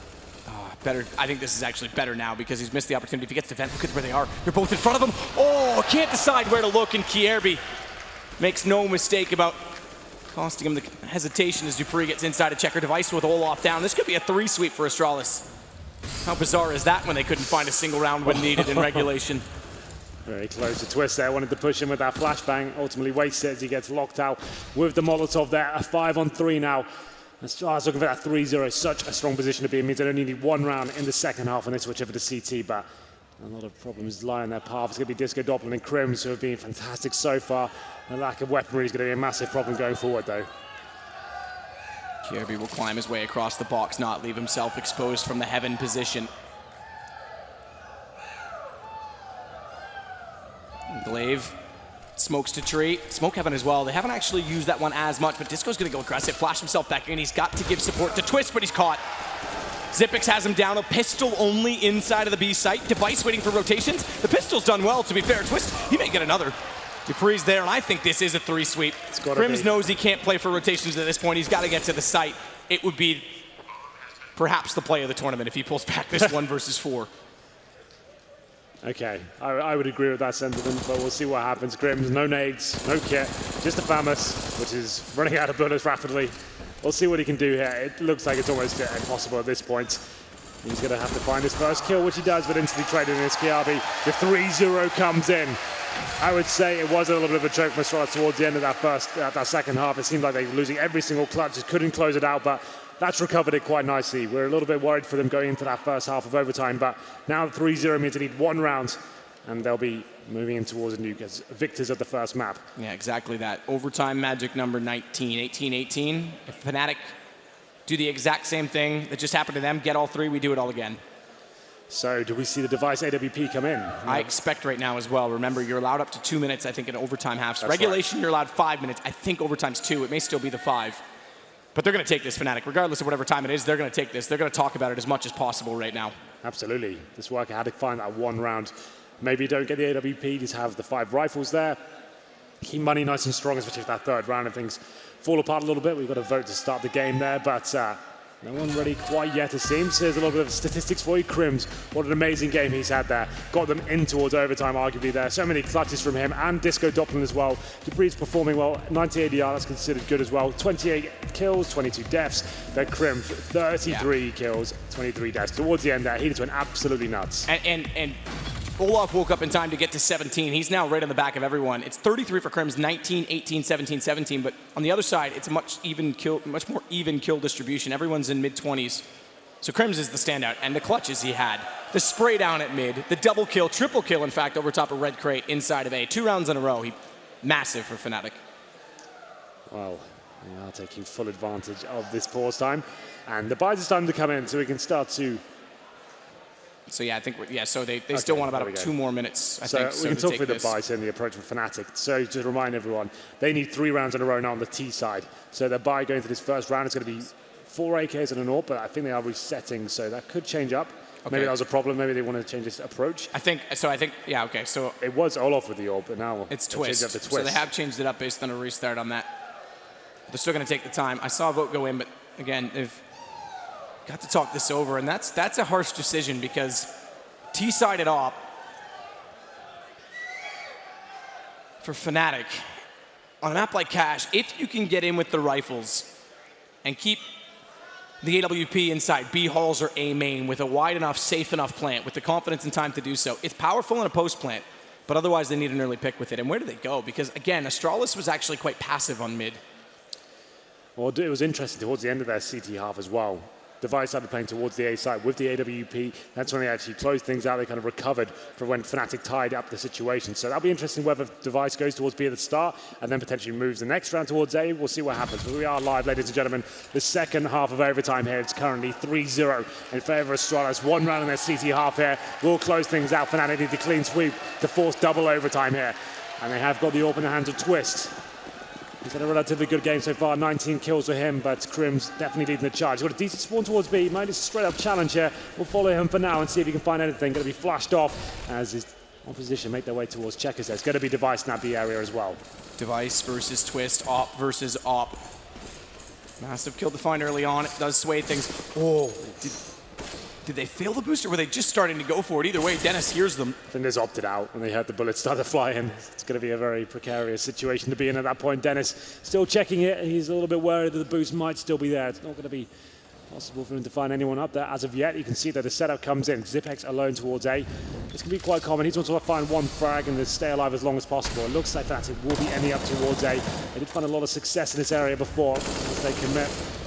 Be waiting to deploy their smokes, and they did seem to have a good understanding of which areas they need to smoke, what flashbangs need to come in, isolating the CTs very well at that point, but they still don't have to commit at this stage. They're going to have to be slowed down at this point as well as the CT smoke comes in towards A main. So Twist picks up bomb. They like to work ever closer toward the A site with it, with Crims in behind the door. And it's going to be a boost.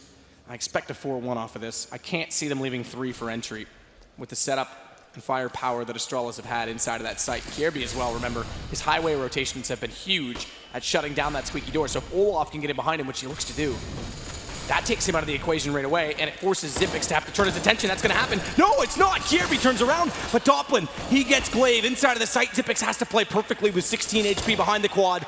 He's got Dennis down. He's going to try and force them all the way in. That forces them into the crosshair of Kierby. What a bait play, but what a shot from Twist. Now the shots have to come out. Pre-fire's not quite there. Twist again, missed shot from Device. It's down to just Dupree and Fnatic. They need all 3 rounds. They may not find the first one, because Dupree's got something to say about it. He's not the one with a kit, but there are some down inside of the site, so he's got time to work with. Twist doesn't want to give it to him. A fast peek, and Fnatic finds 16. They can't close it out. It's Fnatic once again coming in clutch. They need every single round here. That's 1-0. Dupree, I thought he had it there with the boost, but confident as ever, Twist at the AWP finds the final frag at that point. I thought Zipex had done the work. It looked like he locked him out for long enough. He'd found a couple of frags. They're staying alive, waiting for the rotations to come in as well, but it's not enough. Astralis take a timeout here. And that's one step closer to Fnatic taking us to double overtime. Astralis just can't finish this game off. They had plenty of opportunities in regulation time to do so. But here we are in overtime, and now 3-1. Round escapes them, but a tactical timeout for Astralis. We have got the buy coming in as well. It's 4 and 4s at the moment. Device can afford the AWP. Shut down in the previous round, but I don't think he'll be straying away from it just yet. He went towards B. I think, like we said, their most successful setup. That's why they're taking the pause right now. What's going to work out best here? This Fnatic team seems to favor towards the A side and towards middle as well. That's where they get most of their action going on and most of their frags. Let's get Device towards that A side of the map. Give them that first and more comfortable control position. As you get into it. Still going to be Twist on the AWP, of course. He's certainly had some big frags in the last few rounds. Underway we go. Twist again.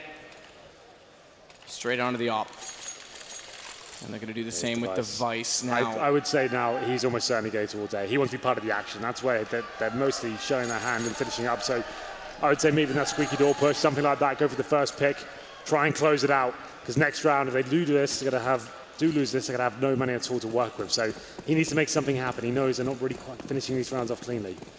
He still heads towards B for now. He's got a spawn that was reasonable for it, so I can understand this presence. Olaf's there as well. He's not going to go all the way around the corner. Device not quite in the lineup, but look at Dennis trying to get around the smokes at A to get information toward Forklift. If they even think about flashing in late, he's got prime position for it. Through the door, Crims takes down Zipex. A taste of his own medicine. He's done a couple of wall bangs this game, so Zipex finally taken down. He does damage Crims to 16 HP, but they have got the man advantage Fnatic and a lot of time to work with as well, and the grenades in the bag. You can see the CT starting to wonder now what's the play at this point. Device, he's still towards the B side of the map, starting to rotate in, left it completely open at this point. This is a massive gamble. Look on the mini-map right now, they've got no one towards B in terms of CT presence. And I think they're going to go reverse boost as well. They're definitely trying to pull this back. This is a risk to eradicate the offset in a 5 versus 4. That door never even opened. That was a pre-fire out of spawn as soon as they arrived. Crims gets the better of it.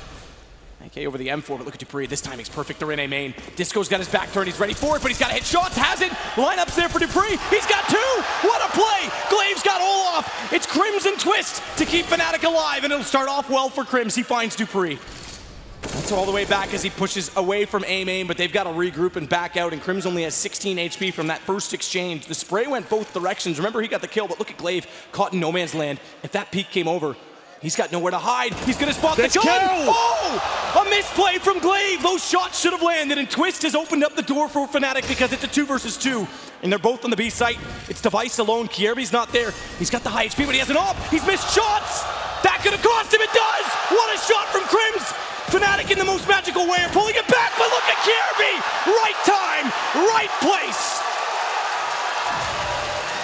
And Astralis get 19 in overtime to take map 1. It seemed like they had checked out of it. Nothing was working for them, losing the picks all over the map. They needed someone to step up there. And Dupree, he makes a call to get boosted up. He finds 2 in the back. He still comes down to a 2 versus 1 against him. Somehow Fnatic recover the round. The Kierby in the back. Right time, right place. Finishes it off, and that's a sigh of relief. I don't think Astralis would have recovered here. Famously fall down in these semi-finals, but they pick up the first map here. Much needed last round. The sleeping giant is awake, though. Fnatic are in this series. We are far from done. Nuke is going to be extremely exciting. We'll take a break and be right back.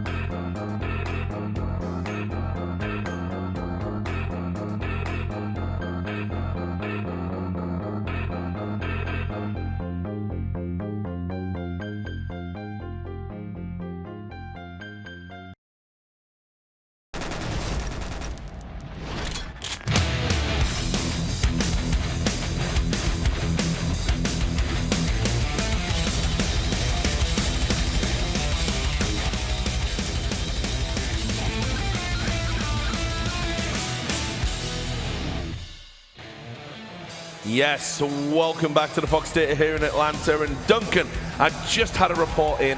Astralis' sports psychologist turns out to be Tony Romo. So Okay.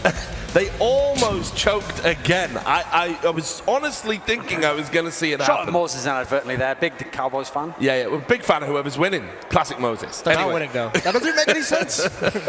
No, the thing horrible about, here's the this. thing though. switch to the Falcons I've now. got to call Henry out a little bit on this one. He kept clinging to this narrative, right? That, oh, Astralis, they always fall down.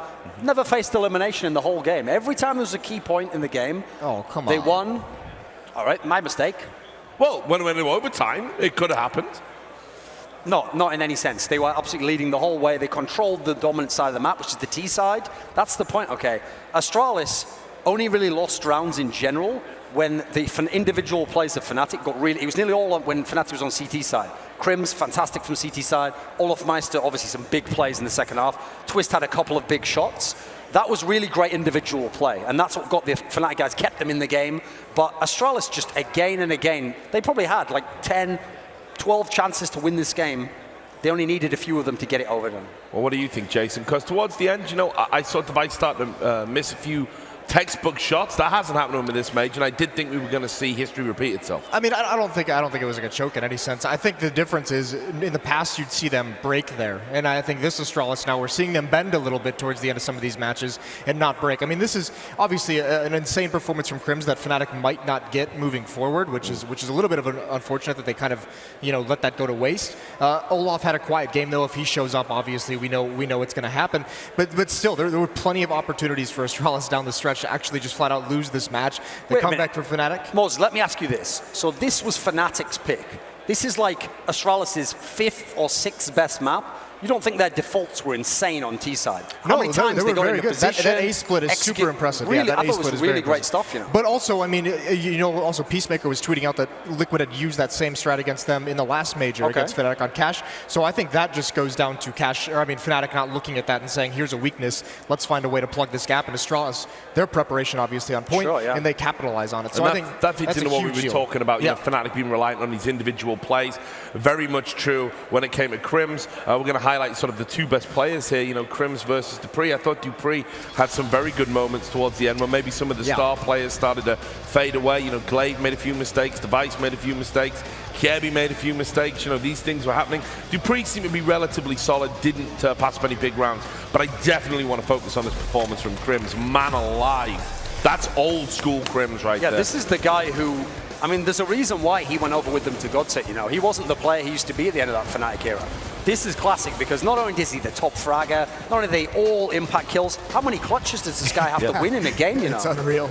I mean, that was such an impressive, and that's the cool, that's the fun to watch Crims. That is the Crims that makes you very, very excited. That why he was one of the better, supportive or passive style players that we saw in the scene for a long time.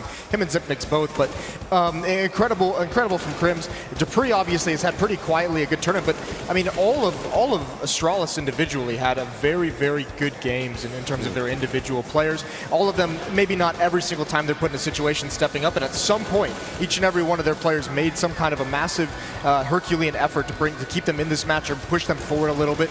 On the Fnatic side, there was that stretch where, was it like 22 rounds in, Olaf only had like 5 kills or something? He didn't really come alive till the end. He was a slow starter of the day, I think if you're Astralis, I mean, yes, this is not one of your stronger maps, and you still were able to take it.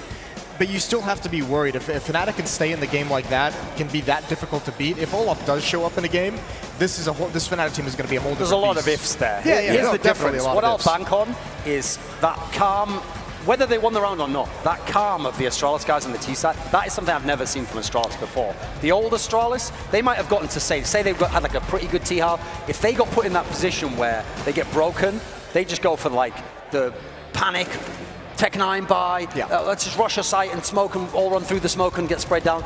There was none of that. Every time it's like, just go back to what we're doing, go back to what's working. So the big ifs to me are all on the Fnatic side of the equation. I don't need any ifs for Astralis. This was the map they in theory should be losing, and they won it. Well, let's talk stylistic matchups here. We highlighted this. Astralis have this slow, methodical play now where, like you said it, Duncan, they'll just walk onto a site till they see somebody. And more importantly, when they do that slow style, usually teams like individual play style teams like Fnatic want to punish you. They want to peek out, take an aim. They're so good at punishing that. And that actually, I think, takes away from this is why I think some of the players aren't outright choking on Astralis, because they're never put in that position anymore where they're going in 2v4 into a site and it's like you have to hit every click headshot.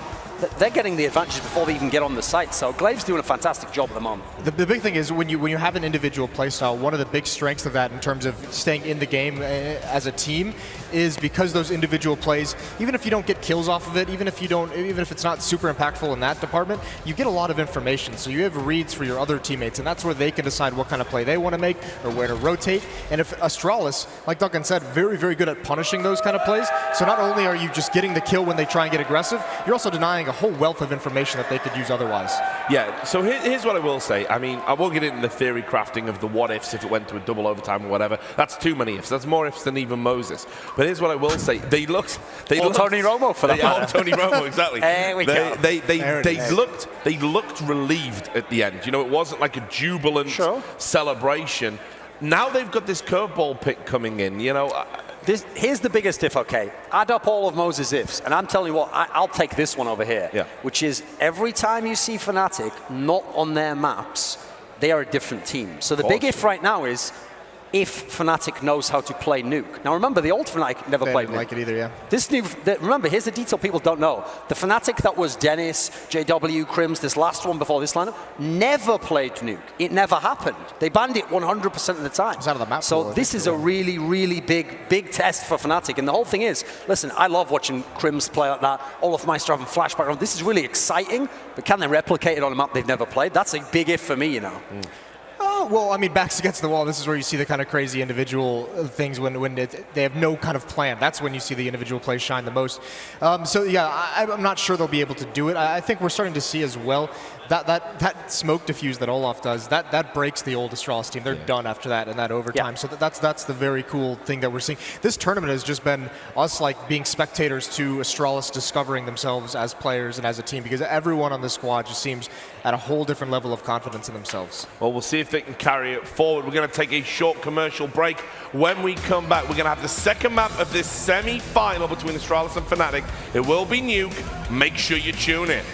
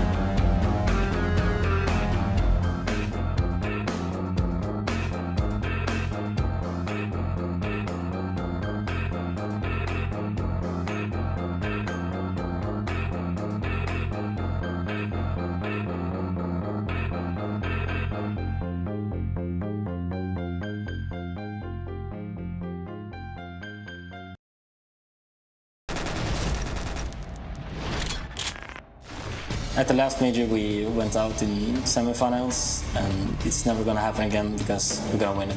Facing Astralis will be very tough. It's gonna take a lot from all of our players in our team. The difference between us and Astralis is we never give up when we're in the lead. They kind of showed versus Navi that they kind of crumble under pressure. We never had a problem before, and we're never gonna have it. We're only gonna rise under pressure, not like Astralis when they kind of choke. We're gonna beat Astralis, and it's gonna be 2-0. We're just gonna roll over them. We're the best team that ever been, and we're still gonna be it forever. Right then, so the next map is going to be Nuke. The players are getting ready. Duncan, I'll start with you. As you rightly pointed out, Fnatic never played this map, but then again, it's not a map you would readily say is Astralis' best. So how's this one going to go? No, but the fact that they've picked it suggests that they've gone over something. I've seen on every map that they've played thus far in the tournament, they have defaults, you know. And since they're a team that's not running like a whole variety of things, they work out of that default. I'm assuming they're going to have one here. So I actually think it's Fnatic that have their backs against the wall. I don't really know where this logic is that somehow Fnatic aren't the ones who choked because they lost in overtime on their own map. I feel like Fnatic are the ones who are about to be eliminated. All right then, so that's sticking with your prediction? Absolutely.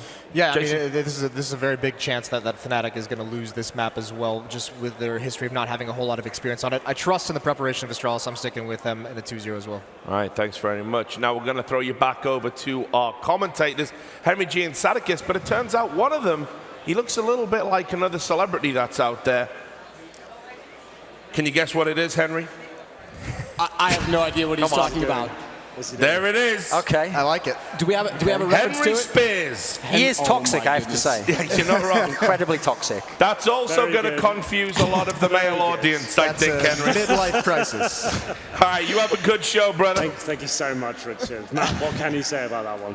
Yeah, that's pretty good. I think it's actually the best comparison I've seen with your new haircut yet. You're probably actually better looking than she is, so it's fine. That's fine. I'll accept that. Now, that said, we just had an incredible comeback from Fnatic. I said it was very impressive that they were hanging around in that game because it was never convincing. Sure. It never seemed like they were actually in it. They just seemed to be getting a few rounds here and there based on either decent picks or a bit of luck. But then Olaf wakes up, Crims goes absolutely nuts, old school style, and all of a sudden we get a game. And Astralis, I have to give credit to them because they pull it off in overtime. If they lose that, I'm not sure their mentality resets in time for this. Yeah, well, they made some good points on the desk as well. I have to remember that was Fnatic's pick overall. So going to overtime and Astralis picking it up, we go towards Nuke, where this Fnatic team don't really play this map at all. We're not really sure what Astralis is going to bring to the table. I'll be interested to see what they do.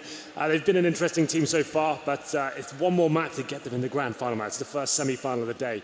That was a good map for them to pick up. Cash is like not really synonymous with Astralis overall. Cash, we've cast him a few times. It looked very similar to what we saw there. Some very, very good rounds, some very well executed ones, some blunders there, kind of losing coordination towards the end, and some massive plays, to be fair, from Fnatic towards the end. But here comes the pistol. Will be Astralis starting on the T side here. To be 4 sets of armor with Glaive on the utility. He's got the smoke, 2 flashbangs and a decoy.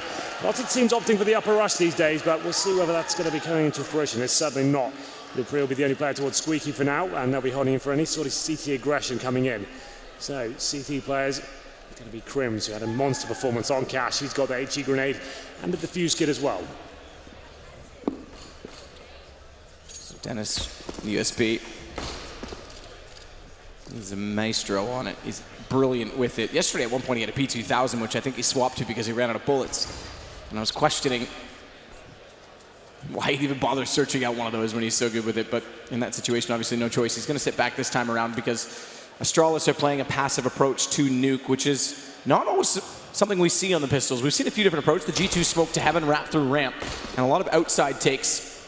But Astralis are looking for picks, and they're giving up a lot of time because watch right now, Twist. He's outside, and he's actually down below Kierby, but he can't find the angle, he can't find the shot. He's going to chase him all the way back to the roof, but now they know he's here. Do they turn from lobby and try and go back toward him, or do they go inside the site and try and take advantage of his absence? It seems to be the latter, but that's met by Olaf. 2 good headshots on the way through.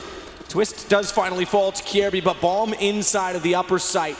The hardest site, perhaps, of all to take in Counter-Strike. Easier on this iteration of Nuke, but still no easy task.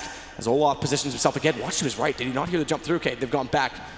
They won't be able to push in the door right away with Device. They've got Dennis still supporting this, and Crims, he's watching from inside the side up toward heaven. Good shot from Device to take Olaf, but Dennis, as always, finds one in the pistol. Device has pulled it back, and they have the man advantage on the Astralis side. Reload for Crims. He's got to get away. 3 HP, looking for the headshot. Kierby's got to reload as well. They're all out of ammo in Device.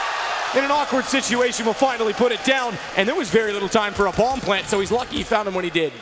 Well then, it will be 4 kills overall for Device. Certainly wasn't the prettiest of rounds there, but Olaf Meister, he turned it into something quite interesting there, those double headshots. Twist missing a lot of shots of Kiabi in the back there as well. So the approach they wanted to have there looked like another split coming from Astralis. The initial kills slowed it right down, but Device stepping up there and manages to bring a very important T-pistol towards Astralis. We know Fnatic are going to be struggling on this map overall. They win the CD pistol. It's a very CD-sided map, so they can get the ball rolling and get something working in their favor. But unfortunately, it's going to have to be the force by here in the second round, up against 2 AKs and 3 UMPs in the hands of Astralis for now. So round number 2, very difficult with the CDs doing anything with. I think we have one player making his way towards the vents. He do indeed. That's Crims. ELEAGUE will be looking for some outside control here. Be backed up by Kiabi, who's on top of the silo, looking for that first headshot. The objective right now, get the first pick, work out what kind of buy they've got, just see if there's a scout, and which Olaf Meister does have. He's going to be outside, of course, towards that garage area. Device shooting out those windows. It's very common indeed. You can throw some Molotovs in, some smokes towards the main entrance, but for now, so far so good. And again, slow place from Astralis. That early damage, though, could cost them. Device will go on to an AK. Disco is going to be the one holding off ramp. It's becoming more common, but it's not as common in this version of Nuke that teams are actually putting a lot of pressure on that position. It seemed like Outer was everyone's go-to to start this off with the wall of smoke, which we also have to watch because a lot of teams, for some reason, still throw the gap. And with the skill on Fnatic, if they leave any information available, count on them to hit the shots. Flashes in, Xyp9x actually mistimes it, so he gets blinded up by his own team, and that means he's going to fall back on this, but look at the kills coming through. Now the HP really haunts him. Glaive was already low. dupree's going to fall at the hands of Crims. Kirby will pull that back, but Olaf, he's down by Xyp9x. That could have been, that kill I think is going to stabilize things tremendously because Dennis is limited in his position down below, Yeah. But if that had gone the other way and it goes 3-2 with position still an upper for Fnatic, I think the round's in a lot of trouble for Astralis. Well, they've lost the man advantage now. No kits, no nades. And Disco Doppler towards the top of the ladder here. He has got the scout in hand, but going to do very well to find a kill with this. Device has spotted him as well. I think he needs to scare the scout at this point. Then we get back towards CT spawn as Dennis. He's in the vents area as well. He'll be falling back. And yeah, so a full save comes in. Astralis managed to recover after losing a couple of frags at the hands of Crims and Dennis there. Like you said, Dennis, one of the absolute best pistol players in the world, so it's always a little bit scary when you're up against him in a force buy in the second round, but they can't quite find it there. Good recovery, and that's exactly why a one-bullet headshot straight into Device's head there. Lovely stuff, and he manages to pick up an AK as well. That's not a bad outcome at all. He does go down in the end. Kiabi, very good awareness. As we go into the third round here, a scout has been saved, but of course it's pretty much as a redundant round. No one can really justify forcing into this at all. The Disco Doppler, he's got a 5-7 and body armor, throws over the scout to Olaf. The Mac-10 on Device as well is meant to build his economy as much as possible because he wants to get on the AWP. They will run a T-sided op. Play it from silo, play it at outer. Occasionally, you can get toward ramp. It's going to be Olaf there this time as well. He's got the scout to try and work that shot in through radio. It's a long range distance for him to try and cover off, but right now kills are going the way of Astralis. As Dennis will fall at the hands of Xyp9x, Kirby's going to start to work around the wrap from outer into main. Realizes there's one on top of Hut, but he can hear someone outside surely, but doesn't realize Twist is above him. Good positioning to use Catwalk to take back a little bit of position late into the round and late into the wrap, but it's going to be Olaf. Great shot onto Glaive. Pulls this down to a 2 versus 3. They are doing economic damage in this situation because, again, they find 2 kills, and Device is yet to find anything on the Mac-10 as well. Well, they're going to get towards lower here. The plant should come in relatively easily. We have got Olaf Meister on the AK-47. It's time to rotate down towards lower now, so he's got a chance to do something about this. He makes his way towards Decon. And Olaf sits behind door. He wants to bust out that AK picked up. It's a big upgrade from the scout. Aim punch a factor, but now that Disco's taking down dupreeh, it's still a huge possibility because he grabs armor with the UMP. He's got the armor carried over. This is going to be Olaf trying to wrap around as well, get information for Disco, but they've got to act quickly because there is no kits in play. And I think Disco's already they're going to back away. They're already aware that the chances are gone. So it will be the round Astralis, but remember, economic damage done. Device doesn't get a kill on the SMG, so he doesn't get the kill reward. I think, is he trying to grab another gun on the way out? This is a problem. Disco's going to be there, and he's farming cash now with the UMP. Device just barely gets 1 kill. And he picks up an AK to finish it off, but still, yeah, you're absolutely right. Lots of damage done, and Olaf saving that AK as well, and managing to boost his money going forward. I think they're going to have plenty to work with here. Twist buys the AWP. But still, it's 3-0 on the T side for Astralis. That's a very good start for them, of course. If they win this first gun round, it could be very problematic for the cities going forward. Decent spawn for Device as well. He's got that AWP. A lot of AWPers can go open the door, look towards Garrett, see if he can get that first pick and main entrance. We'll see what he decides to do. Obviously, he can go for the initial pick outside as well. We have no real information as to what Fnatic's going to bring to us on this CD side, so I can't really speculate too much. Using that grenade to open the door. The start's going to be Device, like I said, going towards main entrance. Doesn't spot anything just yet, but he has got Twist challenging him outside. Device trying to hold to upper. This is the least likely of the angles, but you can hit a shot to main if you can catch them in rotation, if you know that Dennis is going to be playing in that position. The window at Hut gives a line as well. Xyp9x will back off on radio. He seems to be the one charged with this position. He seems to come to life when he's unexpected, when Xyp9x can take advantage of map control, catch people off. He's obviously not thought of that way in the same sense that Snax is, but he can be quite good with his timing and game sense. So if they start to back off of ramp, if they start, especially on the Astralis side, pushing toward outer to take over secret, watch for him to be the late push and divide and conquer strategy. Walking in for splits, and Crim's old school position works it with the flash. We used to see NIP push here all the time. It's not as common in this iteration because you can get above it. What a shot for Device in the gap. Lots of skills shown off from the two players who started in the last map. And Device spots Dennis as well. Dupree, he'll get Olaf down. Device recovers the round and then some. His teammates have made their way towards upper as well. This is a very difficult situation. It comes out the Twist and his AWP still watching towards outside. Disco Doplin's at ramp and not sure whether the commitments finally come in towards that upper bomb side, and they actually had. The bomb will come in. Twist has got up the ladder though. Bomb comes through. He's going to struggle here. He's got no kit. A couple of flashbangs to work between them and 3 players to find. Twist and Doppling going to work together. Twist has to hold up, or are they going to back away? I think with the op, it's going to be a save. It has to be again because they only have the 1 kit. So it goes 4-0 now for Astralis.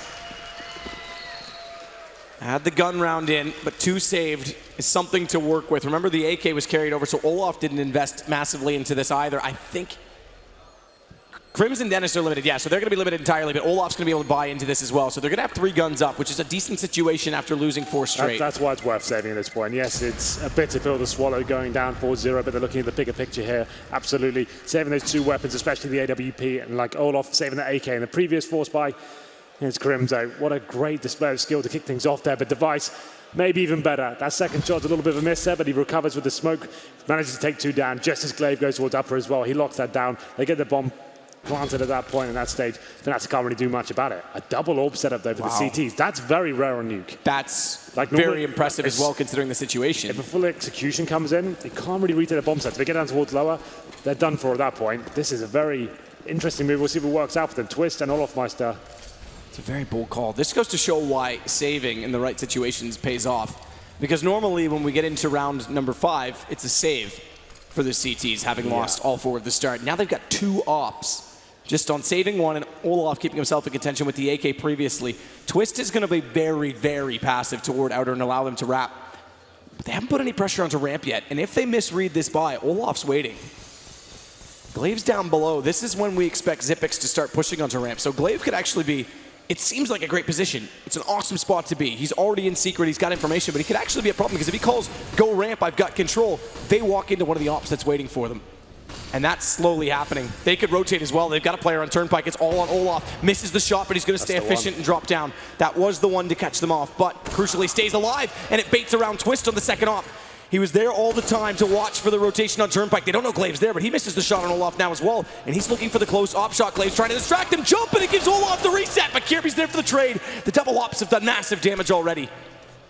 And Glaive did funnel them into Olaf's position, but now it's Kirby that's going to try and wait for rotations. First shot successful, spots a second, but Disco's there to hit it. And Crims, he'll clutch back out on Device. It's going to be 3 alive for Fnatic.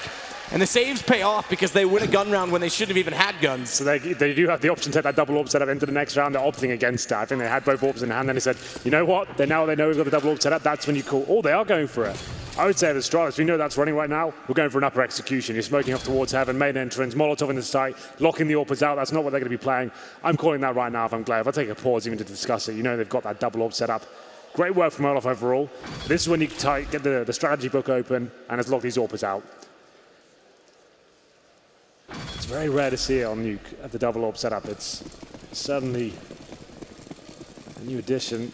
to the top level of this thing. We'll see what happens. So normally you have a dynamic AWP who's going towards ramp, outside, catwalk, but we'll see where they can hold off. Watch Olaf, because he's already pushing up with his op. Device is going to find Twist. Olaf gets Molotoved. He actually had position and timing on Xyp9x to get the op ready. So good find by Device. Bomb intentionally dropped outside of lobby as well with the man advantage. Astralis is going to go hunting for map control. Glaive's not going to push all the way through this time, but they've got Kierby in a spot where he can actually drop down and get toward main. So this will be an upper execution coming through.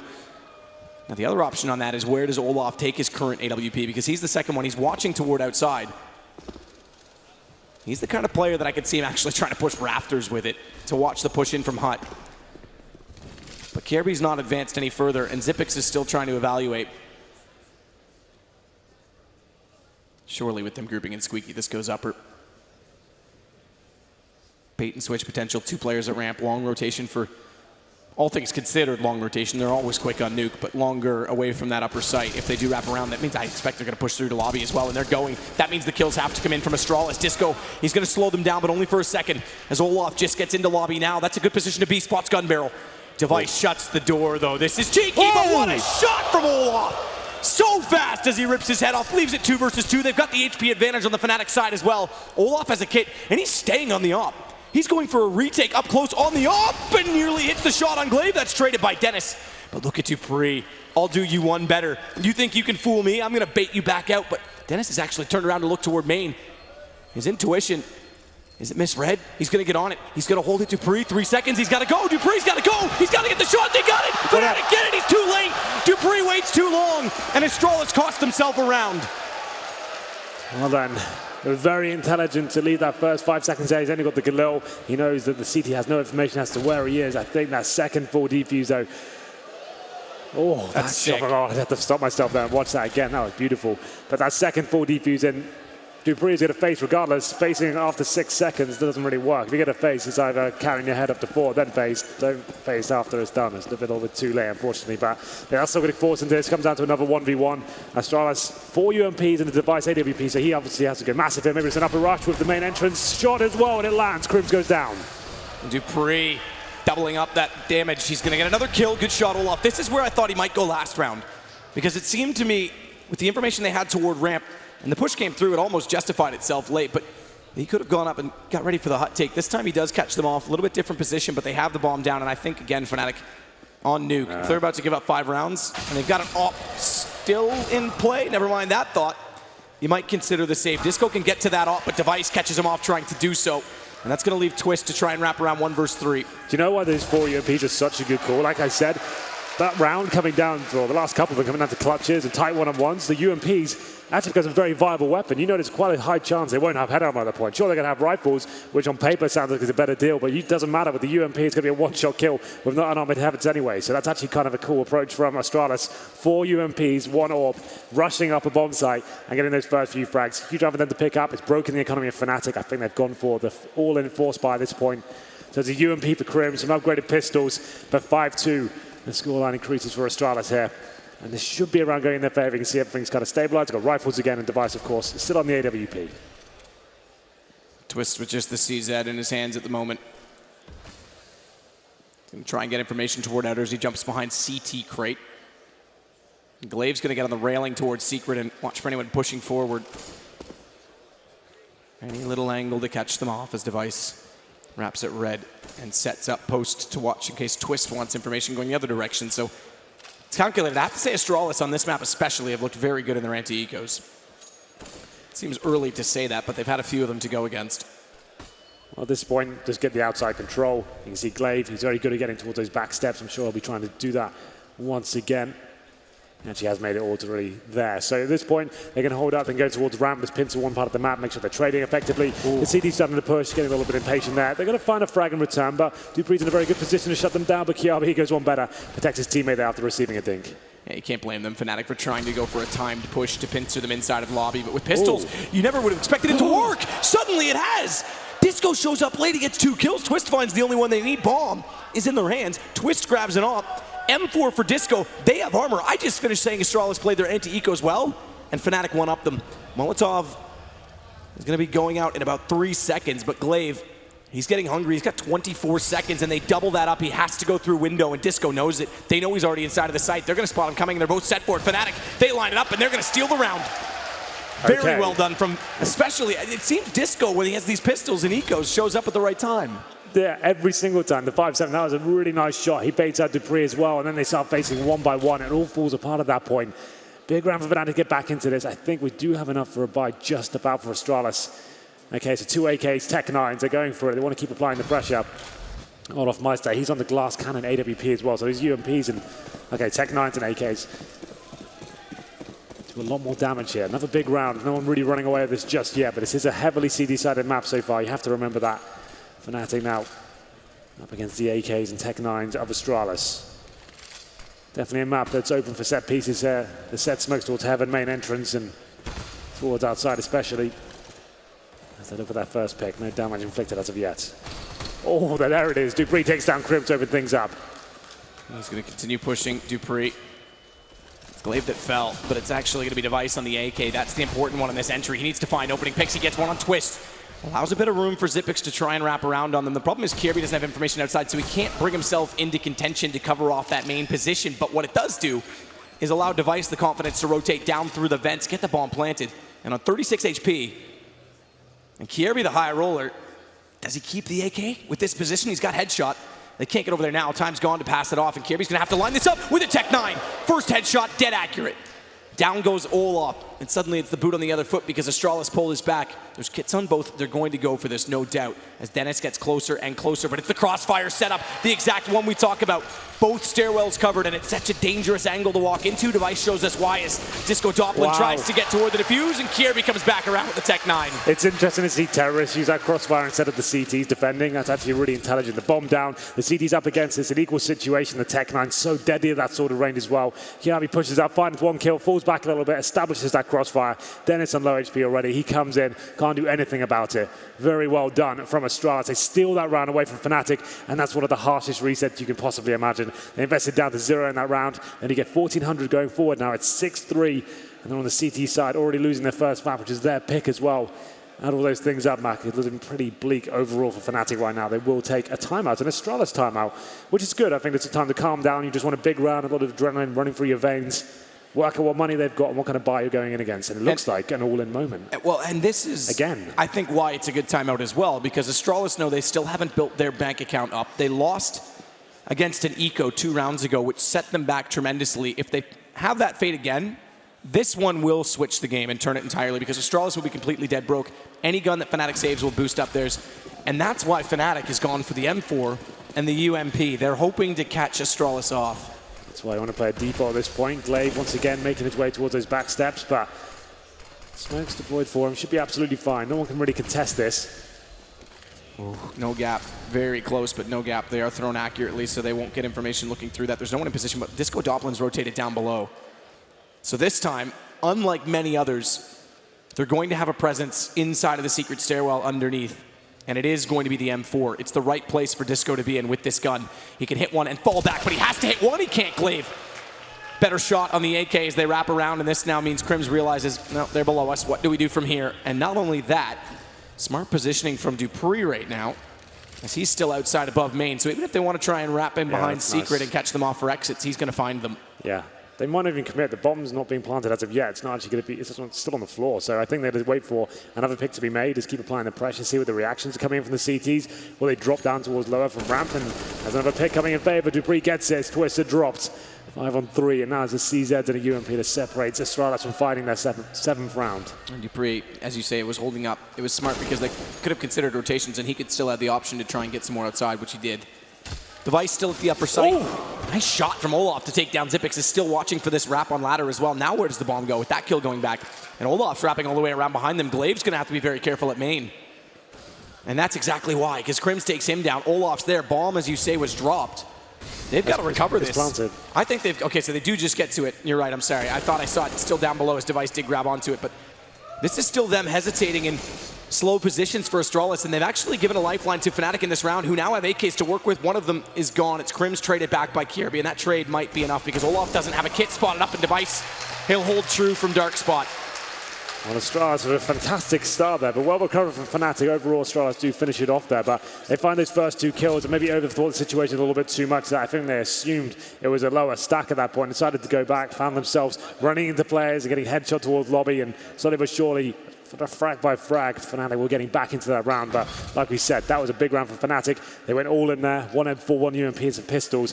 Now they're going to have to be full eco, and that will be Astralis winning the half at this point. It's almost guaranteed they pick up this round, and you can see that's reflected right now. They're reading the money very nicely indeed. Dupree's is going to have a Mac 10. He can farm some money on the players down. They can throw him to the bomb site here. What's he going to do? He spots 1. He's looking for that first frag to open things up. KRB, good shot on Crims, looking for more as well on top of Hut, but they know exactly where he is, so watch the push from door as well. They'll come from either side, and Xyp9x, he connects Dupree. Lovely shot on Act 10 to take the head off of Disco, and then turns around to find Twist. KRB will get Olaf, and big money gathered for Dupree. Money, as you would say, Henry. As I would say, but not the story for Fnatic really going to this next gun round here. Just to note the scoreboard as well, it's 15 frags for Device and 4 deaths. We've only played 11 rounds, so he's playing lights out once again, been a fantastic tournament throughout, and still performing. KRB not far behind at 12, Dupree a good performance of 11 frags. In terms of performances, Fnatic as well, Olaf Meister is leading the charge with 9 kills. Not far behind is Disco Doppler, who's been influential in getting those big frags on those eco rounds as well. Next round comes in, only 1 kit for Fnatic, no AWPs, and a couple of smokes and incendiaries here. Certainly not the best of buys, and being over eco, they were to lose this round as, once again, Glaive gets some outside presence. Xyp9x working towards ramp. Xyp9x has been there time and time again. It's Disco Doppler on the other side of it this time. Glaive just gets it every single time so early, and it means that's going to force a rotation. Someone has to go down towards lower and actually deny the plant, and that's why they're going towards ramp right now. Disco Doppler has to drop down. Astralis get a massive control of the map. Olaf Meister's going to challenge it. This is interesting. And Crims pushed up that early time to catch that off, but they haven't done much, including the swing player, which we often talk about. Someone going towards secret. Disco Doppler knows they're on both sides, but can't look both directions. You often see a CT rotate early to get into the secret stairwell, which would counter Glaive at this point in time.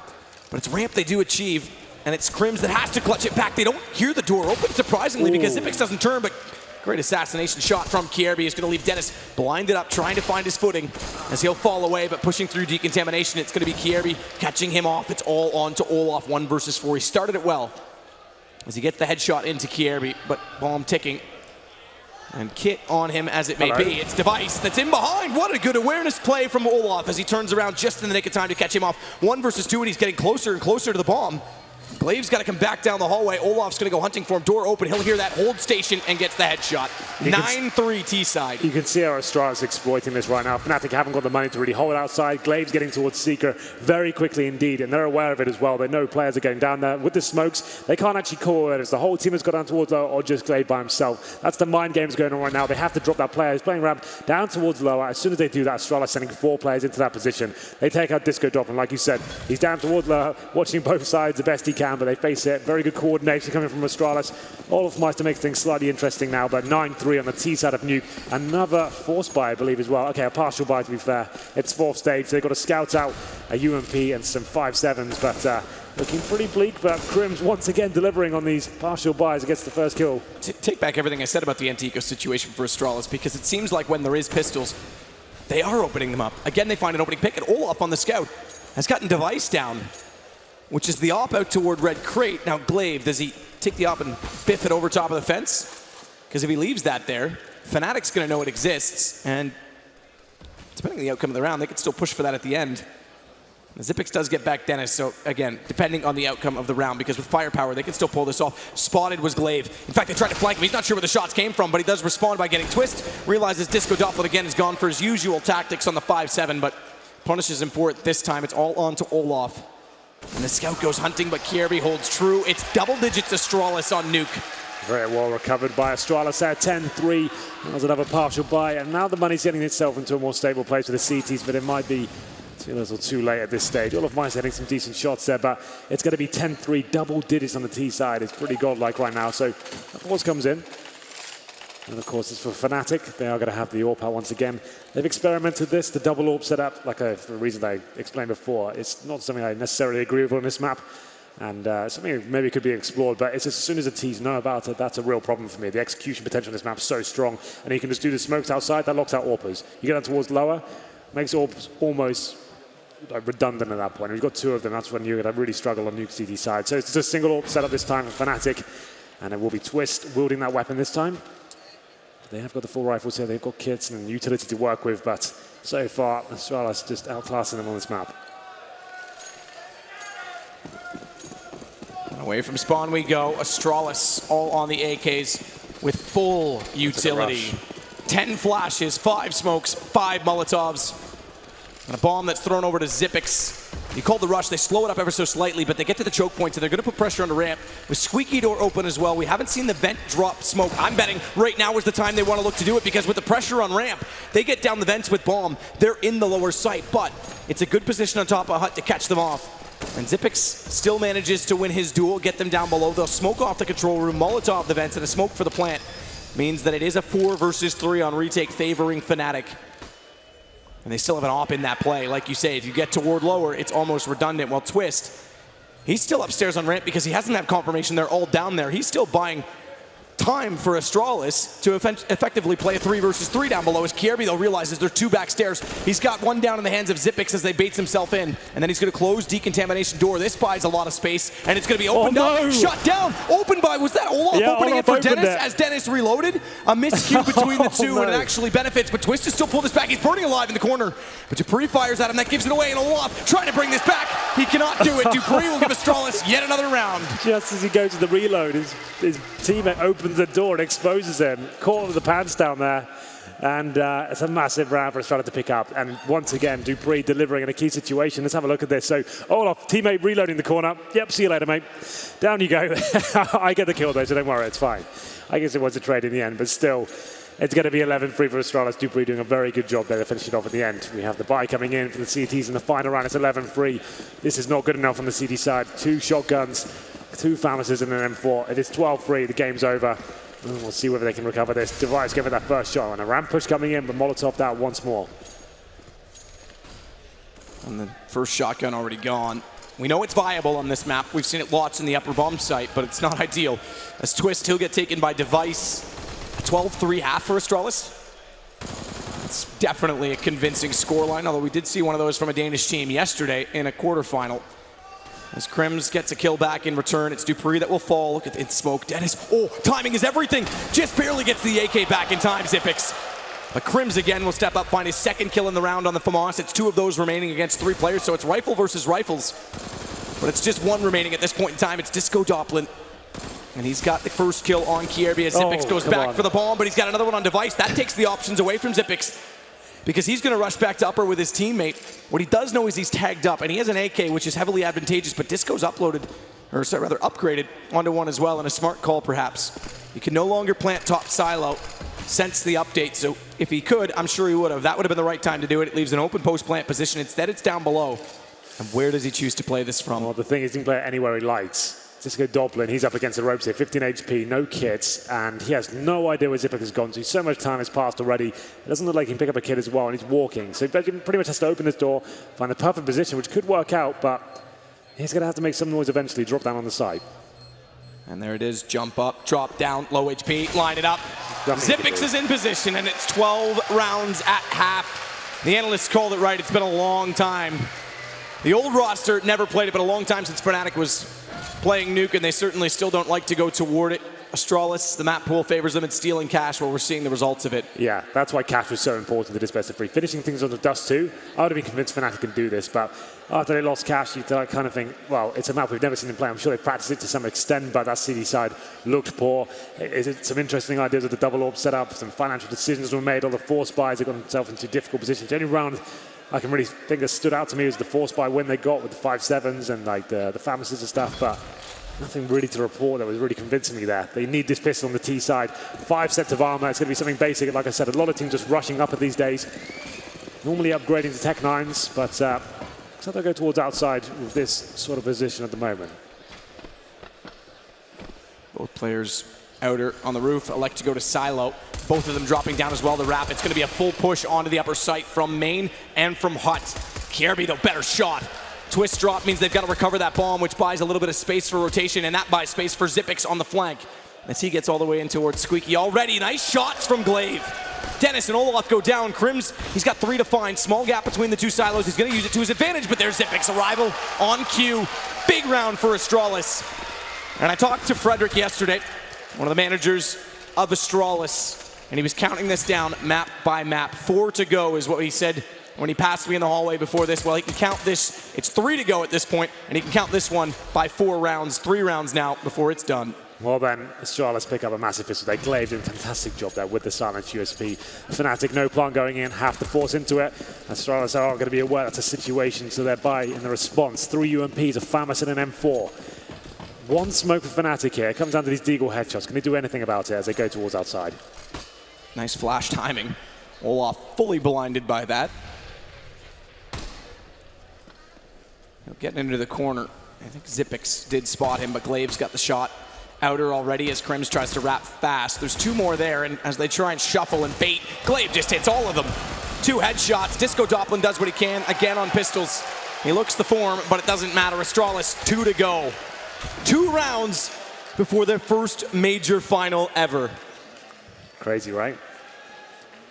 And it's going to have to be another force buy from Fnatic, I'm afraid. They can't allow Astralis to have 12 map points and indeed match points at this point. So it's going to be Desert Eagles, Tech 9, smokes, maybe a rush coming in, and if they win this one, Astralis is pretty much job done. No money left for Fnatic. This is going to have to do the same again with pistols. Someone needs to go to God mode at this point. We saw it from Crims on Cash. All of them might start to warm up towards the end, but someone needs to find his opening pick. Zipex on the receiving end towards ramp.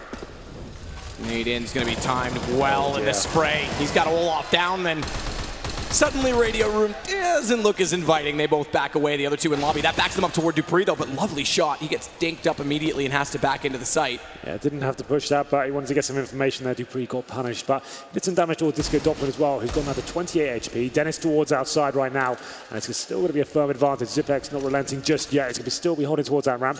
Still using their utility to lock them out as long as possible. Just make a lot of pressure towards Fnatic right now. And Crims, who's Molotoved out once again. Trying to play the high ground as well. Zipix on that ramp, but he'll be efficient, smartly back away. Glaive, he's got rotation toward Turnpike. Should it be required? And now it is. They're actually going to go the other way around. Crims, smart play. Rather than going to ramp, he wraps in, cuts into hell, and Glaive's not in position or ready for it. And it pulls it to 2 versus 2. Now with that rotation down, they can go toward lower with more confidence, because Dupree still has to get toward the vents, and Kierby has to walk out from decontamination. Wide plant as well for Twist. As far away as you could possibly go. He's going to play inside the new toxic room. Remember, the double doors, you don't get the vision that the window had, but they are vulnerable. They are easy to spray through. He leaves the door open, flash out, and Crims inside the vent. He's going to take down Dupree.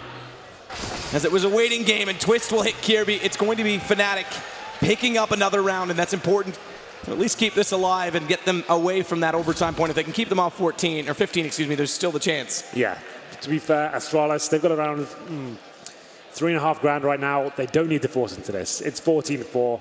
Let them have a couple of rounds. You build up your economy. Let's just finish it off on a proper gun run at this point. Get to number 15. It should be a CD-sided map. They are forcing into this, though. They do fancy it. So it's going to be a couple of M4s here. Kiabi on the UMP. A 5-7 for Glaive. And this could be an opening for Fnatic at this point. I would say this is not a required force buy. And we are going to take a tactical timeout from Fnatic as well. I guess it's time to establish themselves and work out how they can make this victory possible. I would say Astralis forcing into this round certainly opens up the window of opportunity a little bit further. There's going to be 4 rifles on the Fnatic side, 1 SMG, and then a pistol, a UMP for KRB. 3 M4s there, 1 kit. There's such a lack of utility as well. If they're going to get a few more grenades, I'd maybe agree with it a little bit more, but it feels like it could be a difficult decision for them. Let's see if anyone can step up. So Twist veers left and heads to lobby, whilst Crims and Dennis will head to the roofs. And Dennis specifically with the AK is going to try and find picks outer.